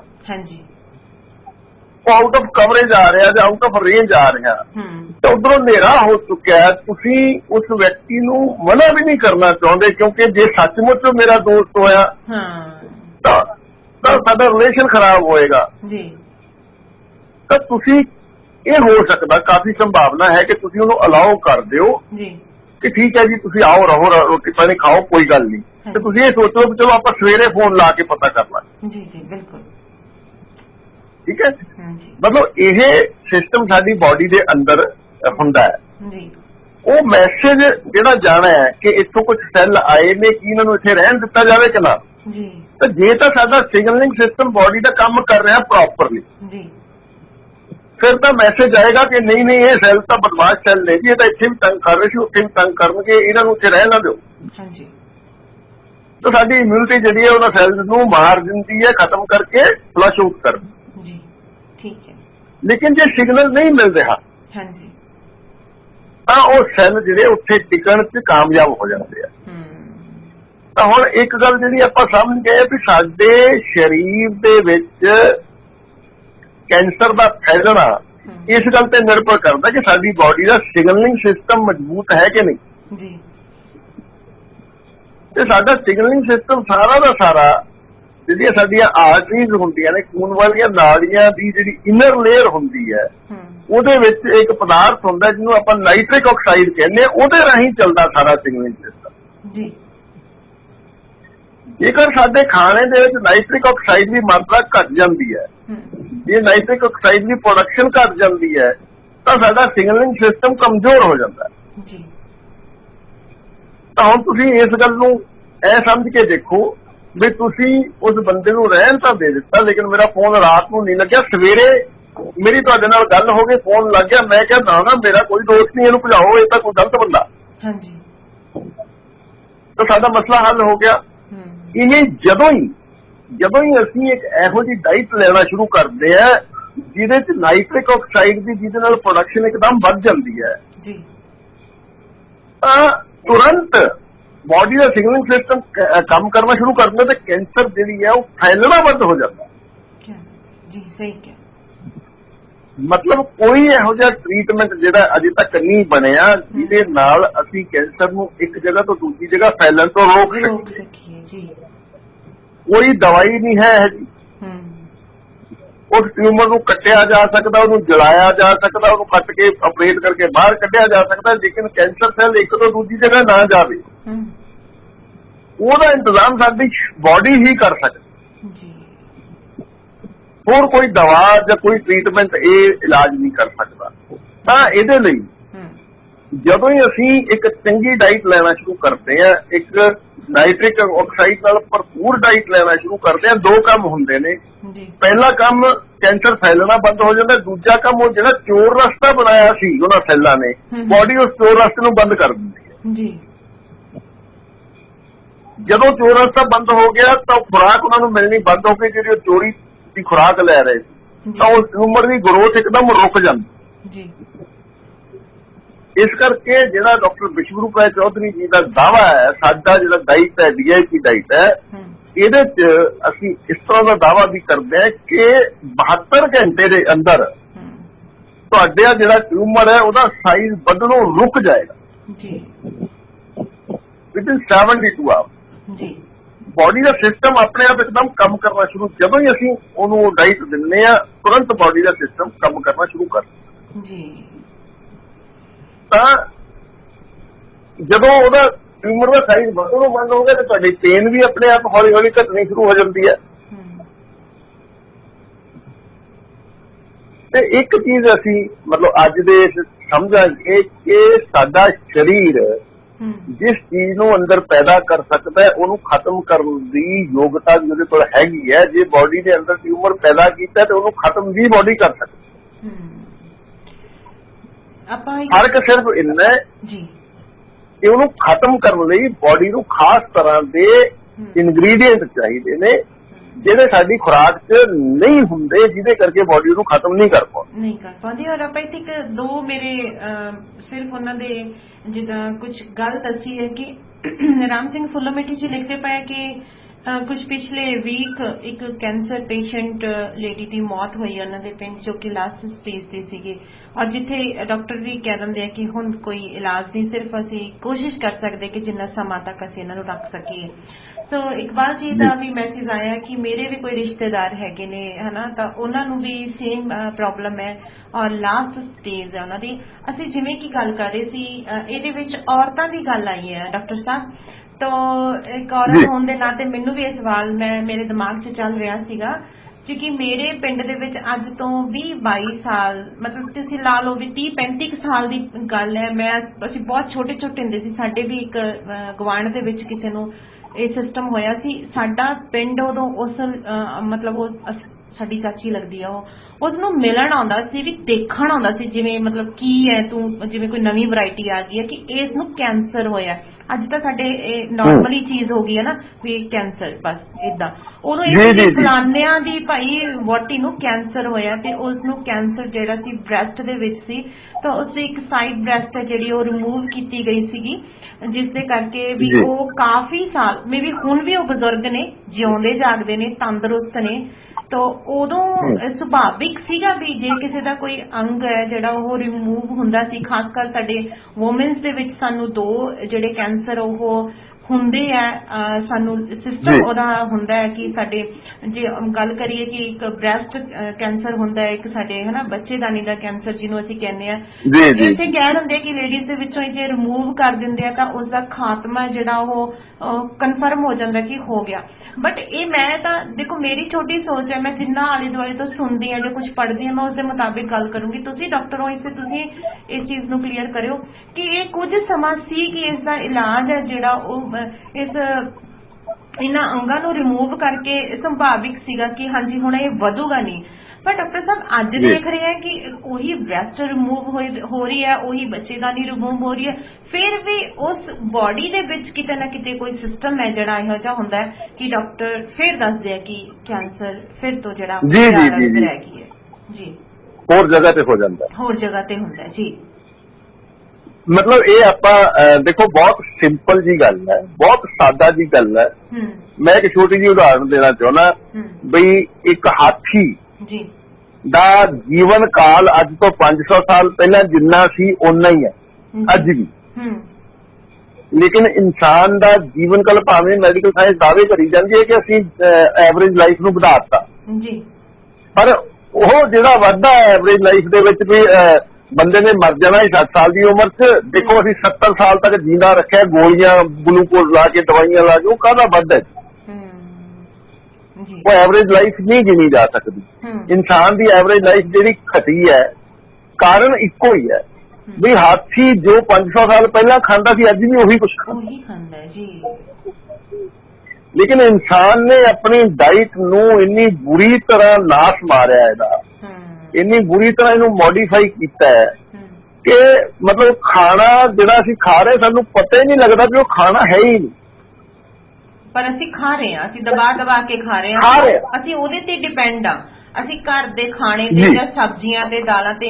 ਮੈਨੂੰ ਲੱਗਦਾ ਫਿਰ ਹਲੇ ਵੀ ਜੇ ਉਹ ਔਰਤ ਦਾ ਬਚਣਾ, ਉਹਦੀ ਬ੍ਰੈਸਟ ਰਿਮੂਵ ਹੋਈ ਸੀ, ਉਹਦਾ ਅੱਜ ਤੱਕ ਜਿਉਂਦੇ ਰਹਿਣ ਦਾ ਕਾਰਨ ਹੀ ਇਹੀ ਸੀ ਕਿ ਅਸੀਂ ਪਿੰਡਾਂ ਦੇ ਲੋਕ ਤਾਂ ਖੇਤੀਬਾੜੀ ਨਾਲ ਜੁੜੇ ਹੋਏ ਹਾਂ, ਸਖਤ ਮਿਹਨਤਾਂ ਕਰਦੇ ਹਾਂ, ਔਰ ਉਹੀ ਖੇਤਾਂ ਦੇ ਵਿੱਚ ਉੱਗੀਆਂ ਹਰੀਆਂ ਸਬਜ਼ੀਆਂ ਅਸੀਂ ਖਾਂਦੇ ਹਾਂ, ਤੋ ਬਾਹਰੋਂ ਕਿਤੋਂ ਅਸੀਂ ਪੈਸਟੀਸਾਈਡ ਨਹੀਂ ਯੂਜ਼ ਕਰਦੇ। ਤੋ ਇਹੀ ਕਾਰਨ ਸੀ ਉਹਨਾਂ ਦੇ ਇੰਨੇ ਮਤਲਬ ਉਮਰ ਲੰਮੇਰੀ ਦਾ ਕਾਰਨ। ਮੈਂ ਤਾਂ ਹੁਣ ਤੁਹਾਡੀਆਂ ਗੱਲਾਂ ਤੋਂ ਮੰਨਦੀ ਹਾਂ ਕਿ ਉਸਦਾ ਕਾਰਨ ਜਿਉਣ ਦਾ ਇਹੀ ਸੀ, ਨਹੀਂ ਤਾਂ ਫਿਰ ਅੱਜ ਦੀ ਵੂਮਨਸ ਨੂੰ ਝੱਲਣਾ ਪੈ ਰਿਹਾ ਕਿ ਉਹਨਾਂ ਦੀ ਬਾਡੀ 'ਚੋਂ ਅੰਗ ਵੀ ਰਿਮੂਵ ਹੋ ਰਿਹਾ, ਪਰ ਫਿਰ ਵੀ ਸਿਸਟਮ ਹੈ ਜਿਹੜਾ ਦੱਸ ਰਿਹਾ ਕਿ ਤੁਹਾਡੇ ਬਾਡੀ ਦੇ ਵਿੱਚ ਕੈਂਸਰ ਹਲੇ ਵੀ ਜਿਉਂਦਾ ਹੈਗਾ। ਮੈਂ ਇੱਕ ਸਿੰਪਲ ਜੀ ਐਗਜ਼ਾਮਪਲ ਆਪਾਂ ਲੈਂਦੇ ਹਾਂ ਜੀ। ਤੁਸੀਂ ਨਾਮ ਸੁਣਿਆ ਹੋਣਾ ਰਾਜੀਵ ਦੀਕਸ਼ਿਤ ਜੀ ਦਾ, ਬੜੇ ਵੱਡੇ ਉਹ ਲੀਡਰ ਸੀਗੇ ਔਰ ਬਹੁਤ ਆਯੁਰਵੇਦ ਨੂੰ ਪ੍ਰਮੋਟ ਕੀਤਾ ਉਹਨਾਂ ਨੇ ਜੀ। ਉਹ ਕਹਿੰਦੇ ਨੇ ਕਿ ਜਿਹੜੀ ਦਾਲ ਜਾਂ ਸਬਜ਼ੀ ਅਸੀਂ ਤੌੜੀ 'ਚ ਰਿੰਨਦੇ ਆ, ਹਾਂਜੀ, ਮਿੱਟੀ ਦੇ ਭਾਂਡੇ 'ਚ ਰਿੰਨਦੇ ਆ, ਉਹਦੇ ਵਿੱਚ ਜਿਹੜੇ ਪੌਸ਼ਕ ਤੱਤ ਨੇ ਉਹ 70-75% ਤੱਕ ਰਹਿ ਜਾਂਦੇ ਨੇ, ਮੌਜੂਦ ਹੁੰਦੇ ਨੇ ਜੀ। ਤੇ ਜਿਹੜੀ ਕੁੱਕਰ 'ਚ ਬਣਾਉਂਦੇ ਆ ਅਸੀਂ, ਉਹਦੇ 'ਚ ਉਹ 2-4% ਵੀ ਨਹੀਂ ਬਚਦੀ। ਹੁਣ ਅਸੀਂ ਇਹ ਦੇਖ ਲਈਏ ਵੀ ਅਸੀਂ ਦਾਲਾਂ ਸਬਜ਼ੀਆਂ ਤਾਂ ਲੱਭ ਕੇ ਲਿਆਉਣੇ ਵਧੀਆ, ਅਸੀਂ ਕਈ ਵਾਰ ਇਹ ਸੋਚਦੇ ਨਹੀਂ ਵੀ ਆਰਗੈਨਿਕ ਖਾਣੀ ਹੈ ਸਬਜ਼ੀ ਅਸੀਂ ਜਾਂ ਦਾਲ ਆਰਗੈਨਿਕ ਮਹਿੰਗੇ ਭਾਅ 'ਚ ਮਿਲ ਜੇ ਭਾਵੇਂ, ਲੇਕਿਨ ਜਦੋਂ ਤੁਸੀਂ ਉਸ ਆਰਗੈਨਿਕ ਦਾਲ ਜਾਂ ਸਬਜ਼ੀ ਨੂੰ ਕੁੱਕਰ 'ਚ ਪਾ ਕੇ ਉਹਦੀਆਂ ਸੀਟੀਆਂ ਮਰਵਾਤੀਆਂ ਤਾਂ ਉਹ ਜਸਟ ਵੇਸਟੇਜ ਹੈ, ਉਹਦਾ ਖਾਣ ਦਾ ਕੋਈ ਫਾਇਦਾ ਨਹੀਂ ਹੈ ਜੀ। ਤੁਸੀਂ ਦੇਖੋ ਦਾਲ ਪੁਰਾਣੇ ਸਮਿਆਂ 'ਚ ਤੌੜੀ 'ਚ ਪਾ ਕੇ ਚੁੱਲ੍ਹੇ ਤੇ ਰੱਖ ਕੇ ਦਾਲ ਰਿੱਝਦੀ ਰਹਿੰਦੀ ਸੀ ਹੌਲੀ ਮੱਠੀ ਅੱਗ ਤੇ, ਤੇ ਉਹ ਸਵਾਦ ਵੀ ਬਣਦੀ ਸੀ ਹਾਂਜੀ, ਔਰ ਉਹਦੇ 'ਚ ਸਿਹਤਮੰਦ ਜਿਹੜੇ ਪੌਸ਼ਕ ਤੱਤ ਹੈ ਉਹ ਵੀ ਮੌਜੂਦ ਹੁੰਦੇ। ਤਾਂ ਅਸਲ 'ਚ ਕੀ ਆ ਕਿ ਅਸੀਂ ਪਿਛਲੇ 50 ਸਾਲਾਂ ਦੇ ਵਿੱਚ 50 ਤੋਂ 25-30 ਸਾਲਾਂ 'ਚ ਆਪਣੇ ਖਾਣੇ ਨੂੰ ਇੰਨੀ ਬੁਰੀ ਤਰ੍ਹਾਂ ਬਰਬਾਦ ਕੀਤਾ ਹੈ ਜੀ। ਅਸੀਂ ਆਪਣੇ ਖਾਣ ਦੇ ਤਰੀਕੇ ਨੂੰ ਤੇ ਖਾਣੇ ਨੂੰ ਜੀ ਅਸੀਂ ਇਸ ਗੱਲ ਨੂੰ ਸਮਝ ਹੀ ਨਹੀਂ ਪਾ ਰਹੇ ਕਿ ਕਿਹੜੀ ਚੀਜ਼ ਖਾਣੀ ਹੈ ਕਿਹੜੀ ਨਹੀਂ ਖਾਣੀ। ਤੁਸੀਂ ਇੱਕ ਚੀਜ਼ ਦੀ ਕਲਪਨਾ ਕਰਕੇ ਦੇਖੋ ਜੀ, ਅਸੀਂ ਜਦੋਂ ਸਾਡੇ ਘਰ ਕੋਈ ਫੰਕਸ਼ਨ ਹੁੰਦਾ, ਮੰਨ ਲਓ ਵਿਆਹ ਹੈ ਜੀ, ਬਰਾਤ ਆਈ ਸਾਡੇ ਘਰ, ਤੇ ਉਸ ਵੇਲੇ ਉਹ ਬਰਾਤ ਸਾਡੇ ਲਈ ਸਭ ਤੋਂ ਇੰਪੋਰਟੈਂਟ ਹੁੰਦੀ ਹੈ। ਉਹ ਰਿਸ਼ਤੇਦਾਰ ਜਿਹੜੇ ਸਾਡੀ ਬੇਟੀ ਨੂੰ ਵਿਆਹਣ ਆਏ ਨੇ ਉਹ ਸਾਡੇ ਲਈ ਸਭ ਤੋਂ ਮਹੱਤਵਪੂਰਨ ਹੁੰਦੇ ਨੇ, ਤੇ ਉਹਨਾਂ ਦੇ ਸਾਹਮਣੇ ਅਸੀਂ ਆਉਂਦਿਆਂ ਦੇ ਸਰਵ ਕਰਦੇ ਹਾਂ ਕੋਲਡ ਡਰਿੰਕ ਜੀ। ਤੇ ਕੋਲਡ ਡਰਿੰਕ ਜਿਹੜਾ ਉਹਦਾ ਪੀਐਚ ਜਿਹੜਾ ਹੁੰਦਾ ਹੈ ਉਹ ਹੁੰਦਾ 2 ਜਾਂ 2.5। ਜਿਹੜਾ ਪਾਣੀ ਅਸੀਂ ਬੈਟਰੀ ਤੇ ਤੇਜ਼ਾਬ ਦੀ ਜੋ ਪਾਉਣੇ ਨਾ ਇਨਵਰਟਰ ਦੀ ਬੈਟਰੀ, ਹਾਂਜੀ, ਜਿੰਨਾ ਖਤਰਨਾਕ ਉਹ ਪਾਣੀ ਹੋ ਸਕਦਾ ਉਨਾ ਖਤਰਨਾਕ ਉਹ ਕੋਲਡ ਡਰਿੰਕ ਹੈ। ਤੇ ਜੋ ਅਸੀਂ ਰੂਟੀਨ 'ਚ ਪੀਂਦੇ ਆ, ਅੱਜ ਕੱਲ ਦੇ ਲੋਕਾਂ ਨੂੰ ਵੇਖੋ ਉਹਨਾਂ ਦਾ ਕੰਟੀਨਿਊ ਹੈ, ਸਫ਼ਰ 'ਚ ਜਾਂਦੇ ਆ, ਜਿੰਨਾ ਲੰਬਾ ਸਫ਼ਰ ਹੈ ਉਹਨੇ ਉਹਨਾਂ ਦੇ ਕੋਲਡ ਡਰਿੰਕ ਨਾਲ ਹੁੰਦੇ ਆ ਜੀ। ਤੇ ਅਸੀਂ ਆਪਣੇ ਉਹ ਲੋਕ ਜਿਨ੍ਹਾਂ ਨੂੰ ਅਸੀਂ ਬਹੁਤ ਪਿਆਰ ਕਰਦੇ ਹਾਂ, ਜਿਨ੍ਹਾਂ ਨੂੰ ਬਹੁਤ ਸਤਿਕਾਰ ਕਰਦੇ, ਉਹਨਾਂ ਨੂੰ ਆਪਣੇ ਘਰ 'ਚ ਇਨਵਾਈਟ ਕਰਦੇ ਹਾਂ ਤੇ ਉਹਨਾਂ ਦੇ ਅੱਗੇ ਜ਼ਹਿਰ ਪਰੋਸ ਰਹੇ। ਹਾਂਜੀ,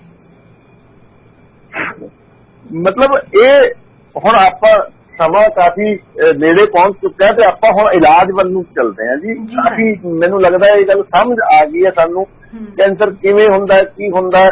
ਜੀ ਇਹ ਠੀਕ ਗੱਲ ਹੈ ਤੁਹਾਡੀ ਕਿ ਇਹ ਜਦੋਂ ਮਤਲਬ ਬਾਡੀ 'ਚ ਸਿੰਪਟਮ ਆਉਂਦੇ ਆ ਉਦੋਂ ਕਾਫੀ ਹੱਦ ਤੱਕ ਵੱਧ ਚੁੱਕਾ ਹੁੰਦਾ ਹੈ। ਵੱਧ ਚੁੱਕਿਆ ਹੁੰਦਾ ਹੈ, ਲੇਕਿਨ ਇਹਦਾ ਮਤਲਬ ਇਹ ਨਹੀਂ ਹੈ ਕਿ ਉਦੋਂ ਉਸ ਸਟੇਜ 'ਚ ਬਾਡੀ ਇਹਦਾ ਇਲਾਜ ਨਹੀਂ ਕਰ ਸਕਦੀ ਹੈ।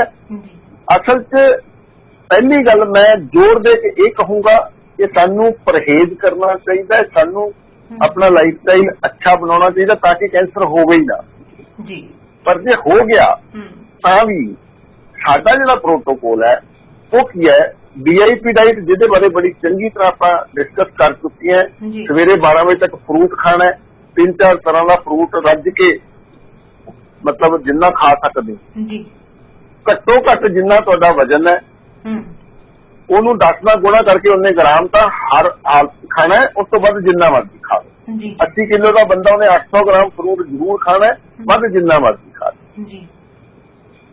12 ਵਜੇ ਤੱਕ ਹੋਰ ਕੁਝ ਨਹੀਂ ਖਾਣਾ ਜੀ। ਤੇ ਲੰਚ ਦੇ ਵਿੱਚ ਜਿਹੜਾ ਕੈਂਸਰ ਦਾ ਪੇਸ਼ੈਂਟ ਹੈ ਉਸ ਬੰਦੇ ਲਈ ਘੱਟੋ ਘੱਟ 1-1.5-2 ਮਹੀਨੇ ਲਈ ਉਹਦਾ ਪੱਕਿਆ ਹੋਇਆ ਖਾਣਾ ਪੂਰੀ ਤਰ੍ਹਾਂ ਬੰਦ ਕਰ ਜੀ। ਮਤਲਬ ਕੁਕਡ ਫੂਡ ਬਿਲਕੁਲ ਨਹੀਂ ਲੈਣਾ ਜੀ, ਸਿਰਫ ਕੱਚੇ ਭੋਜਨ ਤੇ ਰਹਿਣਾ ਹੈ। ਫਰੂਟ, ਸਲਾਦ, ਨਟਸ ਔਰ ਸਪਰਾਊਟ ਜੀ, ਉਂਗਰੀਆਂ ਹੋਈਆਂ ਦਾਲਾਂ ਔਰ ਭਿੱਜੇ ਹੋਏ ਮੇਵੇ, ਉਸ ਤੋਂ ਬਾਅਦ ਫਰੂਟ ਤੇ ਸਲਾਦ ਜੀ। ਇਹਦੇ ਨਾਲ ਇੱਕ ਚੀਜ਼ ਜਿਹਨੂੰ ਆਪਾਂ ਕਹਿੰਦੇ ਵੀ ਨਾਈਟ੍ਰਿਕ ਆਕਸਾਈਡ ਦੀ ਆਪਾਂ ਗੱਲ ਕੀਤੀ ਹੈ, ਤਾਂ ਨਾਈਟ੍ਰਿਕ ਆਕਸਾਈਡ ਦੀ ਪ੍ਰੋਡਕਸ਼ਨ ਸਭ ਤੋਂ ਵੱਧ ਜਿਹੜੀ ਹੈ ਉਹ ਹੁੰਦੀ ਹੈ ਗ੍ਰੀਨ ਲੀਵਸ ਨਾਲ, ਹਰੇ ਪੱਤਿਆਂ ਨਾਲ। ਤਾਂ ਕੈਂਸਰ ਦਾ ਜਿਹੜਾ ਮਰੀਜ਼ ਹੈ ਉਹਦੇ ਲਈ ਜ਼ਰੂਰੀ ਹੈ ਕਿ ਉਹ 70-80 ਗ੍ਰਾਮ 100 ਗ੍ਰਾਮ ਪੱਤੇ ਲਵੇ, 3-4 ਤਰ੍ਹਾਂ ਦੇ ਹਰੇ ਪੱਤੇ, ਜਿਹੜੇ ਪੱਤੇ ਉਹਨੂੰ ਲੱਗਦਾ ਕਿ ਇਨਸਾਨ ਖਾ ਸਕਦਾ ਹੈ ਜੀ।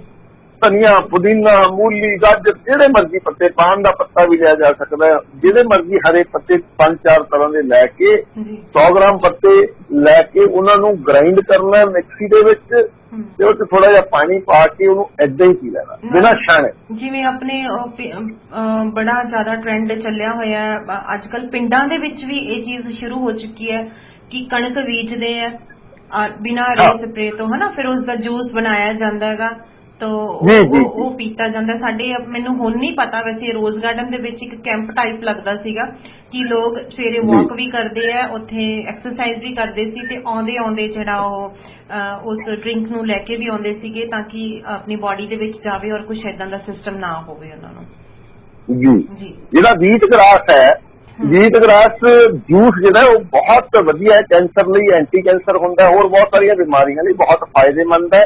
ਤੇ ਇਹਦੇ ਲਈ ਇਹ ਜ਼ਰੂਰੀ ਹੈ ਕਿ ਤੁਸੀਂ ਇਹਨੂੰ ਘਰ 'ਚ ਉਗਾਓ।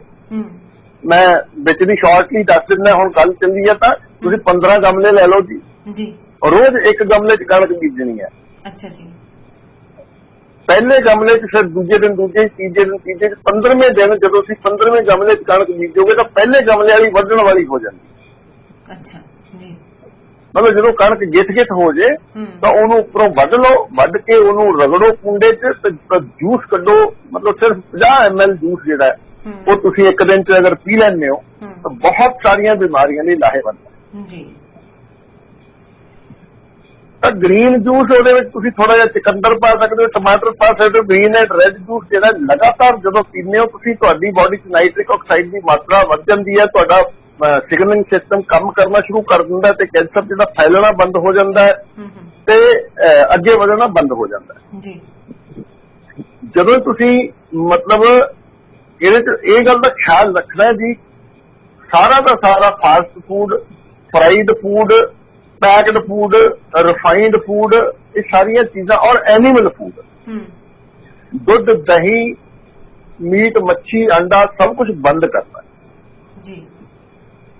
ਕਿਉਂਕਿ ਇਹ ਬਹੁਤ ਵੱਡੀ ਰਿਸਰਚ ਜਿਹੜੀ ਹੈ ਇਹ ਹੋ ਚੁੱਕੀ ਹੈ ਜਾਂ ਸਾਹਮਣੇ ਆਈ ਹੈ ਕਿ ਅਗਰ ਤੁਸੀਂ ਪਲਾਂਟ ਬੇਸਡ ਡਾਈਟ ਜਿਹੜੀ ਹੈ ਉਹਦੇ ਤੇ ਰਹਿੰਦੇ ਹੋ ਲਗਾਤਾਰ ਤਾਂ ਬਾਡੀ ਸਾਡੀ ਕੈਂਸਰ ਵਰਗੀ ਬਿਮਾਰੀ ਦਾ ਇਲਾਜ ਕਰ ਸਕਦੀ ਜੀ।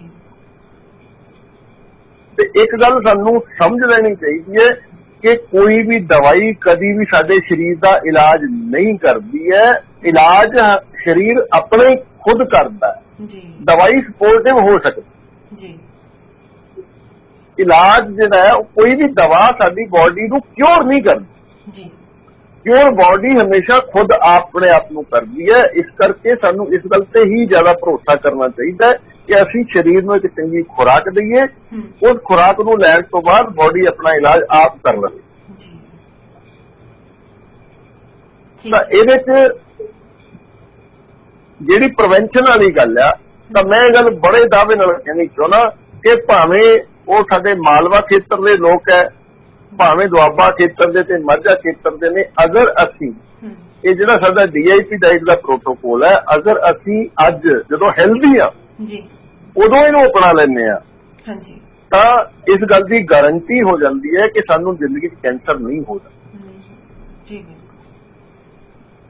ਤਾਂ ਇਸ ਲਈ ਮੇਰਾ ਇੱਕ ਹੋਰ ਵੀ ਜਿਹੜਾ ਮੇਰਾ ਟ੍ਰੇਨਿੰਗ ਪ੍ਰੋਗਰਾਮ ਸ਼ੁਰੂ ਕਰਨ ਦੇ ਪਿੱਛੇ ਇੱਕ ਸਭ ਤੋਂ ਵੱਡਾ ਕਾਰਨ ਇਹ ਸੀ ਕਿ ਦੇਖੋ ਅਸੀਂ ਅਗਰ ਮਰੀਜ਼ਾਂ ਦਾ ਇਲਾਜ ਕਰੀ ਜਾਂਦੇ ਆ, ਪੁਰਾਣੇ ਮਰੀਜ਼ ਨੇ ਜਿਹੜੇ ਉਹਨੂੰ ਠੀਕ ਕਰੀ ਜਾਂਦੇ, ਨਵੇਂ ਮਰੀਜ਼ ਰੋਜ਼ ਬਣੀ ਜਾਂਦੇ ਨੇ, ਜੀ ਤਾਂ ਫਿਰ ਅਸੀਂ ਰੋਗ ਮੁਕਤ ਕਦੋਂ ਹੋਵਾਂਗੇ? ਤਾਂ ਦੋ ਚੀਜ਼ਾਂ ਤੇ ਕੰਮ ਕਰਨਾ ਹੋਏਗਾ। ਅਗਰ ਮਰੀਜ਼ਾਂ ਦਾ ਇਲਾਜ ਕਰਨਾ ਹੈ ਤੇ ਤੰਦਰੁਸਤ ਲੋਕਾਂ ਨੂੰ ਮਰੀਜ਼ ਬਣਨ ਤੋਂ ਰੋਕਣਾ ਵੀ ਤਾਂ ਹੋਏਗਾ, ਰੋਕਣਾ ਵੀ, ਅਵੇਅਰ ਵੀ ਕਰਨਾ ਲਾਜ਼ਮੀ ਹੈ। ਜੀ ਹੈ ਨਾ। ਜੇ ਨਵੇਂ ਮਰੀਜ਼ ਬਣੀ ਜਾਣਗੇ, ਪੁਰਾਣੇ ਦਾ ਇਲਾਜ ਕਰੀ ਜਾਣਗੇ, ਫਿਰ ਤਾਂ ਮਰੀਜ਼ ਕਦੀ ਖਤਮ ਹੀ ਨਹੀਂ ਹੋ ਸਕਦੇ, ਠੀਕ ਹੈ, ਫਿਰ ਰੋਗ ਨਹੀਂ ਖਤਮ ਹੋ ਸਕਦਾ। ਇਹਦੇ ਲਈ ਇਹ ਜ਼ਰੂਰੀ ਹੈ ਕਿ ਜਿਹੜੇ ਨਵੇਂ ਮਰੀਜ਼ ਬਣ ਰਹੇ ਨੇ ਉਹਨਾਂ ਨੂੰ ਸਮਝਾਇਆ ਜਾਵੇ, ਅਵੇਅਰ ਕੀਤਾ ਜਾਵੇ, ਉਹ ਆਪਣਾ ਲਾਈਫ ਸਟਾਈਲ ਚੇਂਜ ਕਰਨ, ਉਹ ਨਵੇਂ ਰੋਗੀ ਬਣਨਾ ਬੰਦ ਹੋਣ, ਪੁਰਾਣੇ ਰੋਗੀਆਂ ਦਾ ਇਲਾਜ ਹੋ ਜਾਏ, ਤਾਂ ਫਿਰ ਅਸੀਂ ਕਹਿ ਸਕਦੇ ਹਾਂ ਕਿ ਸਾਡਾ ਸਮਾਜ ਜਿਹੜਾ ਸਿਹਤਮੰਦ ਹੈ। ਤੇ ਇਸ ਤੋਂ ਇਲਾਵਾ ਕੋਈ ਪ੍ਰਸ਼ਨ ਕਿਸੇ ਤਰ੍ਹਾਂ ਦਾ ਨਹੀਂ ਆਇਆ ਮੈਨੂੰ ਲੱਗਦਾ। ਤੇ ਨਹੀਂ, ਅੱਜ ਕੋਈ ਅੱਜ ਦੇ ਇਸ ਦਿਨ ਦੇ ਵਿੱਚ ਮੈਨੂੰ ਨਹੀਂ ਲੱਗਦਾ ਕਿ ਇਸ ਦੇ ਬਾਬਤ ਕੋਈ ਗੱਲਬਾਤ ਆਈ ਹੈ। ਦੋ ਕੁ ਜੋ ਗੱਲਾਂ ਹੱਡ ਬੀਤੀਆਂ ਸੀ ਉਹੀ ਸ਼ੇਅਰ ਹੋਈਆਂ, ਅਦਰਵਾਈਜ਼ ਕੋਈ ਸਵਾਲ ਨਹੀਂ ਆਇਆ। ਔਰ ਮੈਂ ਤਾਂ ਗੁਜ਼ਾਰਿਸ਼ ਇਹੀ ਕਰਦੀ ਹੁੰਦੀ ਹਾਂ ਸਰੋਤਿਆਂ ਨੂੰ ਕਿ ਅਗਰ ਤੁਹਾਨੂੰ ਲੱਗਦਾ ਹੁੰਦਾ ਕਿ ਕਿਸੇ ਵੀ ਗੱਲ ਤੇ ਤੁਸੀਂ ਡਾਕਟਰ ਸਾਹਿਬ ਦੇ ਨਾਲ ਗੱਲ ਕਰਨੀ ਹੁੰਦੀ ਹੈ ਤਾਂ ਇਹਨਾਂ ਦਾ ਮੋਬਾਈਲ ਨੰਬਰ ਤੁਹਾਨੂੰ ਦੱਸ ਦੇਣਗੇ, ਇਹਨਾਂ ਦੀਆਂ ਕਲਾਸਿਸ ਹੁੰਦੀਆਂ ਨੇ, ਅਗਰ ਤੁਸੀਂ ਜੁਆਇਨ ਕਰ ਸਕਦੇ ਹੋ। ਔਰ ਪਿਛਲੀ ਵਾਰ ਮੈਨੂੰ ਇੱਕ ਦੋ ਮੇਰੇ ਸਰੋਤਿਆਂ ਦੇ ਸਵਾਲ ਆਏ ਸੀਗੇ, ਡਾਕਟਰ ਸਾਹਿਬ ਤੁਹਾਡੇ ਨਾਲ ਸ਼ੇਅਰ ਕਰੂੰਗੀ। ਚਲੋ ਮੈਂ ਨਾਮ ਨਹੀਂ ਲੂੰਗੀ ਬਟ ਮੈਂ ਸ਼ੇਅਰ ਜ਼ਰੂਰ ਕਰੂੰਗੀ ਕਿਉਂਕਿ ਸਵਾਲ ਸ਼ੇਅਰ ਕਰਨਾ ਲਾਜ਼ਮੀ ਹੁੰਦਾ ਹੈ। ਤਾਂ ਮੈਨੂੰ ਕੁਝ ਸਵਾਲ ਆਏ ਕਿ ਮੈਡਮ ਫੀਸ ਮੰਗਦੇ ਆ ਸਰ, ਤਾਂ ਅਗਰ ਸਾਨੂੰ ਨਹੀਂ ਉਸਦਾ ਕੁਝ ਵੀ ਪ੍ਰਭਾਵ ਪਿਆ ਜਾਂ ਸਾਨੂੰ ਕੋਈ ਨਹੀਂ ਹੋਇਆ, ਵੈਸੇ ਤਾਂ ਉਹ ਕਹਿੰਦੇ ਆ ਕਿ ਉਹ ਵਾਪਸ ਕਰਨਗੇ ਬਟ ਅਸੀਂ ਨਹੀਂ ਭਰਨੀ ਜਾਂ ਐਵੇਂ, ਤਾਂ ਉਹਦੇ ਬਾਰੇ ਤੁਸੀਂ ਆਪਣਾ ਸਵਾਲ ਹੈ ਜਿਹੜਾ ਡਾਕਟਰ ਸਾਹਿਬ ਆਪ ਕਰਿਓ, ਕਿਉਂਕਿ ਬੜੇ ਸਾਰਿਆਂ ਨੇ ਮੈਨੂੰ ਨੰਬਰ ਜ਼ਰੂਰ ਮੇਰੇ ਤੋਂ ਮੰਗਦੇ ਆ। ਬਟ ਕਲਾਸਾਂ ਜਦੋਂ ਜੁਆਇਨ ਕਰਨੀਆਂ ਨੇ, ਇੱਕ ਤਾਂ ਇਹ ਹੋ ਜਾਂਦਾ ਕਿ ਅਸੀਂ ਕਲਾਸ ਜੁਆਇਨ ਨਹੀਂ ਕਰ ਸਕਦੇ, ਕੋਈ ਵੀ ਪ੍ਰੋਬਲਮ ਹੈ ਜਾਂ ਘਰੇ ਹੋ ਜਾਂ ਕੋਈ ਕੰਮਾਂ ਕਾਰਾਂ ਚੋਂ ਵੀ ਅਸੀਂ ਕਲਾਸ ਨਹੀਂ ਜੁਆਇਨ ਕਰ ਸਕਦੇ। ਇਸ ਤੋਂ ਹਟ ਕੇ ਜਿਹੜੀ ਕੋਈ ਹੋਰ ਗੱਲਬਾਤ ਹੈ ਵੀ ਜਿੱਥੇ ਅਸੀਂ ਡਾਕਟਰ ਸਾਹਿਬ ਦੇ ਨਾਲ ਜੁਆਇਨ ਹੋ ਸਕਦੇ ਹਾਂ, ਸਾਨੂੰ ਉਹ ਦੱਸ ਦਿਓ ਤਾਂ ਕਿ ਅਸੀਂ ਤੁਰੇ ਫਿਰਦੇ ਉਸ ਜਾਣਕਾਰੀ ਨਾਲ ਜਿਹੜਾ ਸਾਂਝ ਪਾ ਲਈਏ। ਮੈਨੂੰ ਇਹ ਸਵਾਲ ਥੋੜੇ ਜਿਹੇ ਅਜੀਬ ਜਿਹੇ ਵੀ ਲੱਗੇ ਜਿਨ੍ਹਾਂ ਨੇ ਇਹ ਭੇਜੇ, ਕਿਉਂਕਿ ਡਾਕਟਰ ਸਾਹਿਬ ਉਹੀ ਗੱਲ ਆ ਜਾਂਦੀ ਹੈ ਜਦੋਂ ਆਪਾਂ ਹੁਣ ਗੱਲ ਕਰਦੇ ਸੀ ਵੀ ਜਦੋਂ ਅਸੀਂ ਇੱਕ ਬਿਮਾਰੀ 'ਚ ਡੂੰਘਾਈ 'ਚ ਚਲੇ ਜਾਂਦੇ ਆ ਨਾ, ਤੇ ਫਿਰ ਜੇਬ ਇਹ ਨਹੀਂ ਪੁੱਛਦੀ ਵੀ ਕਿੰਨੇ ਲਾਉਣੇ ਆ ਤੇ ਕਿੰਨੇ ਰੱਖਣੇ ਹੈਗੇ। ਫਿਰ ਉਹੀ ਜਿਵੇਂ ਆਪਾਂ ਪਿਛਲੀਆਂ ਗੱਲਾਂ ਕੀਤੀਆਂ ਸੀ ਕਿ ਘਰਾਂ ਦੇ ਘਰ ਚਲੇ ਜਾਂਦੇ ਆ, ਪ੍ਰਾਪਰਟੀਆਂ ਚਲੀਆਂ ਜਾਂਦੀਆਂ, ਪਰ ਬਿਮਾਰੀ ਘਰ 'ਚੋਂ ਨਹੀਂ ਜਾਂਦੀ। ਬਟ ਸਰੋਤਿਓ ਥੋੜਾ ਜਿਹਾ ਮੈਂ ਇੱਕ ਚੀਜ਼ ਕਹਿੰਦੀ ਹੁੰਦੀ ਹਾਂ, ਰਿਸਕ ਹਰ ਚੀਜ਼ ਦਾ ਹੱਲ ਕੱਢ ਸਕਦਾ, ਪਰ ਰਿਸਕ ਲੈਣ ਦਾ ਅੰਦਾਜ਼ ਤੁਹਾਡਾ ਬਹੁਤ ਸਟਰੋਂਗ ਹੋਣਾ ਚਾਹੀਦਾ ਹੈ।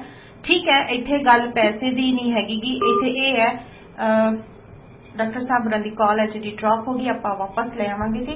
ਬਟ ਮੈਂ ਸਰੋਤਿਆਂ ਨੂੰ ਇੱਕ ਚੀਜ਼ ਗੁਜ਼ਾਰਿਸ਼ ਕਰੂੰਗੀ ਕਿ ਰਿਸਕ ਤੁਹਾਨੂੰ ਮੈਂ ਤਾਂ ਕਹਿੰਦੀ, ਅਗਰ ਤੁਹਾਨੂੰ ਲੱਗਦਾ ਹੈ ਕਿ ਤੁਹਾਡੀ ਗੱਲਬਾਤ ਹੈ ਜਿਹੜੀ ਡਾਕਟਰ ਸਾਹਿਬ ਨਾਲ ਹੋ ਗਈ ਹੈ ਔਰ ਤੁਹਾਨੂੰ ਇਹ ਵੀ ਲੱਗਦਾ ਕਿ ਇਸ ਗੱਲ ਦੇ ਵਿੱਚ ਵਾਕਈ ਕੋਈ ਅਸਰ ਤਾਂ ਹੈ, ਤਾਂ ਪਲੀਜ਼ ਇੱਕ ਵਾਰ ਜ਼ਰੂਰ, ਅਸੀਂ ਜਦੋਂ ਇੰਨੀਆਂ ਬਿਮਾਰੀਆਂ ਨੂੰ ਸੱਦਾ ਆਪ ਮੁਹਾਰੇ ਦੇਈ ਜਾਂਦੇ ਹਾਂ ਹਨਾ, ਤਾਂ ਅਸੀਂ ਕਿਉਂ ਨਾ ਇਲਾਜ ਵੱਲ ਇੱਕ ਤਰਫ ਮੁੜ ਕੇ ਵੇਖ ਲਈਏ, ਕਿਉਂਕਿ ਇਹਦੇ ਵਿੱਚ ਕੋਈ ਵੱਖਰਾ ਟ੍ਰੀਟਮੈਂਟ ਤਾਂ ਤੁਹਾਡਾ ਹੋਣਾ ਨਹੀਂ, ਕੋਈ ਵੱਖਰੀ ਦਵਾਈ ਤਾਂ ਤੁਹਾਨੂੰ ਤੋਂ ਖਾਈ ਨਹੀਂ ਜਾਣੀ, ਸਿਰਫ ਔਰ ਸਿਰਫ ਤੁਹਾਡਾ ਫਲਾਂ ਸਬਜ਼ੀਆਂ ਦੇ ਨਾਲ ਜਾਂ ਤੁਹਾਡੀ ਖੁਰਾਕ ਨੂੰ ਸਹੀ ਕਰਕੇ, ਤੁਹਾਡੇ ਰਹਿਣ ਦੇ ਢੰਗ ਨੂੰ ਸਹੀ ਕਰਕੇ ਬਿਮਾਰੀ ਤੋਂ ਨਿਜਾਤ ਪਾਈ ਜਾਊਗੀ। ਸੋ ਮੈਂ ਤਾਂ ਇਹੀ ਚੀਜ਼ ਕਹੂੰਗੀ। ਬਾਕੀ ਤੁਸੀਂ ਡਾਕਟਰ ਸਾਹਿਬ ਆਪਣੀ ਕਾਲ ਡ੍ਰੌਪ ਹੋ ਗਈ ਸੀਗੀ ਤਾਂ ਫਿਰ ਤੋਂ ਮੈਂ ਤੁਹਾਡੇ ਨਾਲ ਤਾਂ ਮੈਂ ਤਾਂ ਸਰੋਤਿਆਂ ਨੂੰ ਇੱਕੋ ਹੀ ਚੀਜ਼ ਕਹੂੰਗੀ, ਅਗਰ ਤੁਹਾਨੂੰ ਡਾਕਟਰ ਸਾਹਿਬ ਦੇ ਨਾਲ ਗੱਲਬਾਤ ਕਰਕੇ ਲੱਗਿਆ ਕੁਝ ਕਿ ਵਾਕਈ ਕੋਈ ਗੱਲ ਹੈ ਔਰ ਤੁਸੀਂ ਜੁਆਇਨ ਹੋਣਾ ਚਾਹੁੰਦੇ ਹੋ ਤਾਂ ਕੋਈ ਫਰਕ ਨਹੀਂ ਪੈਂਦਾ, ਇੱਕ ਵਾਰੀ ਤੁਸੀਂ ਕਲਾਸ ਜੁਆਇਨ ਜ਼ਰੂਰ ਕਰੋ ਔਰ ਉਸ ਤੋਂ ਬਾਅਦ ਤੁਸੀਂ ਫਿਰ ਆਪਣਾ ਫਰਕ ਦੇਖੋ ਔਰ ਫਿਰ ਡਾਕਟਰ ਸਾਹਿਬ ਤਾਂ ਤੁਹਾਡੇ ਕੋਲ ਹੀ ਹੈ, ਤੁਸੀਂ ਜਦੋਂ ਮਰਜ਼ੀ ਇਹਨਾਂ ਦੇ ਨਾਲ ਗੱਲਬਾਤ ਕਰ ਸਕਦੇ ਹੋ। ਹਾਂਜੀ ਮਨਜੀਤ ਜੀ, ਮੈਂ ਇਹਦੇ ਤੇ ਇੱਕ ਦੋ ਗੱਲਾਂ ਛੋਟੀਆਂ ਕਹਿਣਾ ਚਾਹੁੰਦਾ। ਇੱਕ ਤਾਂ ਇਹ ਹਾਂ ਵੀ ਡਾਕਟਰੀ ਇੱਕ ਇਹੋ ਜਿਹਾ ਕਿੱਤਾ ਹੈ, ਮੈਂ ਪਹਿਲਾਂ ਵੀ ਗੱਲ ਕੀਤੀ ਸੀ ਵੀ ਜਿਹਦੇ ਚ ਤੁਸੀਂ ਆਰਾਮ ਆਇਆ ਜਾਂ ਨਹੀਂ ਆਇਆ ਪੈਸੇ ਤੁਹਾਨੂੰ ਦੇਣੇ ਹੀ ਪੈਣੇ ਆ ਜੀ, ਹੈ ਨਾ। ਕਿਸੇ ਵੀ ਹਸਪੀਟਲ ਤੁਸੀਂ ਚਲੇ ਜਾਂਦੇ ਹੋ ਤਾਂ ਪਹਿਲਾਂ ਪੈਸੇ ਜਮ੍ਹਾਂ ਕਰਾਏ ਜਾਂਦੇ ਆ, ਉਸ ਤੋਂ ਬਾਅਦ ਅਗਰ ਤੁਹਾਨੂੰ ਕਿਸੇ ਹੋਰ ਹਸਪੀਟਲ ਵੀ ਰੈਫਰ ਕਰ ਦਿੱਤਾ ਉਹਨਾਂ ਨੇ ਤਾਂ ਉਹਨੇ ਸਮੇਂ ਦੇ ਪੈਸੇ ਉਹਨਾਂ ਨੇ ਲੈ ਲੈਣੇ ਜੀ। ਤਾਂ ਲੇਕਿਨ ਅਸੀਂ ਇਹਦੇ ਚ ਇਹ ਕਹਿੰਦੇ ਆ ਕਿ ਅਗਰ ਤੁਸੀਂ ਕਲਾਸ ਜੁਆਇਨ ਕਰਦੇ ਹੋ ਇੱਕ ਹਫ਼ਤਾ 10 ਦਿਨ ਬਾਅਦ ਤੁਹਾਨੂੰ ਇਹ ਲੱਗਦਾ ਵੀ ਨਹੀਂ ਜੀ ਇਹ ਤਾਂ ਕੋਈ ਫਾਇਦਾ ਨਹੀਂ, ਉਹੀ ਗੱਲਾਂ ਨੇ ਜਿਹੜੀਆਂ ਅਸੀਂ ਸੁਣੀਆਂ ਹੋਈਆਂ ਨੇ, ਤਾਂ ਤੁਸੀਂ ਮਤਲਬ ਕੁਇਟ ਕਰ ਸਕਦੇ ਹੋ, ਕੋਈ ਰੌਲਾ ਨਹੀਂ। ਅੱਛਾ ਠੀਕ। ਦੂਸਰੀ ਗੱਲ ਇਹ ਹੈ ਵੀ ਮੈਂ ਇੱਕ ਸਿਸਟਮ ਬਣਾਉਣ ਲੱਗਿਆ ਜੀ, ਇਹਦੇ ਚ ਬਣਾਈ ਦਿੱਤਾ ਲਗਭਗ। ਜਿਹੜੇ ਲੋਕ ਇਹ ਸੋਚਦੇ ਨੇ ਵੀ ਅਸੀਂ ਇੱਕ ਅੱਧੀ ਵਾਰ ਸਲਾਹ ਲੈਣੀ ਹੈ ਤੇ ਉਹਨਾਂ ਲਈ ਮੈਂ ਆਪਣਾ ਜਿਹੜਾ ਕੰਸਲਟੇਸ਼ਨ ਸਿਸਟਮ ਆਨਲਾਈਨ ਸ਼ੁਰੂ ਕਰਨ ਲੱਗਾ, ਉਹਦੀ ਫੀਸ ਸਿਰਫ 500 ਰੁਪਇਆ ਹੋਏਗੀ, ਲੇਕਿਨ ਫਿਰ ਉਹ ਜਿੰਨੀ ਵਾਰ ਗੱਲ ਕਰਨਗੇ ਉਨੀ ਵਾਰ 500 ਪੇ ਕਰਨਾ ਹੋਏਗਾ। ਓਕੇ ਠੀਕ ਹੈ ਨਾ ਜੀ। ਮਤਲਬ ਇੱਕ ਵਾਰ ਤੁਸੀਂ ਅੱਧਾ ਘੰਟਾ ਗੱਲ ਕਰਨੀ ਹੈ, ਘੰਟਾ ਗੱਲ ਕਰਨੀ, ਸਮਝ ਲਓ ਸਾਰੀ ਗੱਲ, ਸਿੱਖ ਲਓ, ਜੋ ਵੀ ਕਰ ਸਕਦੇ ਹੋ ਗੱਲ ਕਰ ਲਈ, ਤੁਸੀਂ ਸਲਾਹ ਲੈ ਲਈ ਜੀ ਠੀਕ ਹੈ। ਉਸ ਤੋਂ ਬਾਅਦ ਤੁਸੀਂ ਡਾਈਟ ਵੀ ਸ਼ੁਰੂ ਕਰ ਦਿੱਤੀ, ਉਸ ਤੋਂ ਬਾਅਦ ਤੁਹਾਨੂੰ ਫਿਰ ਦੂਜੇ ਦਿਨ, ਤੀਜੇ ਦਿਨ, ਚੌਥੇ ਦਿਨ ਕੋਈ ਹੋਰ ਪ੍ਰੋਬਲਮ ਆਉਂਦੀ ਤਾਂ ਤੁਹਾਨੂੰ ਫਿਰ ਰੀਪੇ ਕਰਨਾ ਹੀ ਹੋਏਗਾ। ਤਾਂ ਕੰਸਲਟੇਸ਼ਨ ਫੀਸ ਜਿਵੇਂ ਆਮ ਡਾਕਟਰਾਂ ਦੀ ਹੁੰਦੀ ਹੈ ਉਹ ਜਿਹਾ ਸਿਸਟਮ ਹੋਏਗਾ ਨਾ, ਜਿੰਨੀ ਵਾਰ ਡਾਕਟਰ ਕੋਲ ਜਾਓਗੇ ਫੀਸ ਪੇ ਕਰਨੀ ਪਏਗੀ ਤੁਹਾਨੂੰ ਜੀ। ਇਸ ਲਈ ਮੈਂ ਸ਼ੁਰੂ ਤੋਂ ਹੀ ਇਹ ਗੱਲ ਕਹਿਣੀ ਚਾਹੁੰਦਾ ਲੋਕਾਂ ਨੂੰ ਔਰ ਕਹਿੰਦਾ ਰਿਹਾ ਕਿ ਤੁਸੀਂ ਸਾਰੀ ਉਮਰ ਮਰੀਜ਼ ਕਿਉਂ ਬਣ ਕੇ ਰਹਿਣਾ ਚਾਹੁੰਦੇ ਹੋ, ਤੁਸੀਂ ਡਾਕਟਰ ਬਣੋ ਨਾ ਜੀ। ਤੁਸੀਂ ਸਾਰੀ ਉਮਰ ਪੇਸ਼ੈਂਟ ਬਣ ਕੇ ਰਹੋਗੇ, ਅੱਜ ਮੇਰੇ ਕੋਲ ਆਏ ਹੋ, ਕੱਲ ਨੂੰ ਕਿਸੇ ਹੋਰ ਡਾਕਟਰ ਕੋਲ ਜਾਓਗੇ, ਪਰਸੋਂ ਕਿਸੇ ਹੋਰ ਡਾਕਟਰ ਕੋਲ ਜਾਓਗੇ, ਕੀ ਜ਼ਰੂਰਤ ਹੈ ਜੇ ਥੋੜੀ ਜਿਹੀ ਅਮਾਊਂਟ ਪੇ ਕਰਕੇ 5000 ਰੁਪਏ ਦੀ ਇੱਕ ਛੋਟੀ ਜਿਹੀ ਫੀਸ ਦੇ ਕੇ ਤੁਸੀਂ ਆਪਣੇ ਡਾਕਟਰ ਖੁਦ ਬਣ ਸਕਦੇ ਹੋ। ਤਾਂ ਇਸ ਤੋਂ ਅੱਛੀ ਗੱਲ ਕੋਈ ਨਹੀਂ, ਕਿਉਂਕਿ ਅਗਰ ਘਰ ਦੀ ਇੱਕ ਔਰਤ ਇਸ ਇਲਾਜ ਵਿਧੀ ਨੂੰ ਸਿੱਖ ਲਏਗੀ ਤਾਂ ਤੁਸੀਂ ਦੇਖੋਗੇ ਉਹਦੇ ਬੱਚੇ ਕਿੰਨੇ ਅੱਗੇ ਹੈਲਦੀ ਹੋਣਗੇ, ਉਹਨਾਂ ਨੂੰ ਸਾਰੀ ਉਮਰ ਡਾਕਟਰ ਕੋਲ ਨਹੀਂ ਜਾਣਾ ਪਏਗਾ ਜੀ।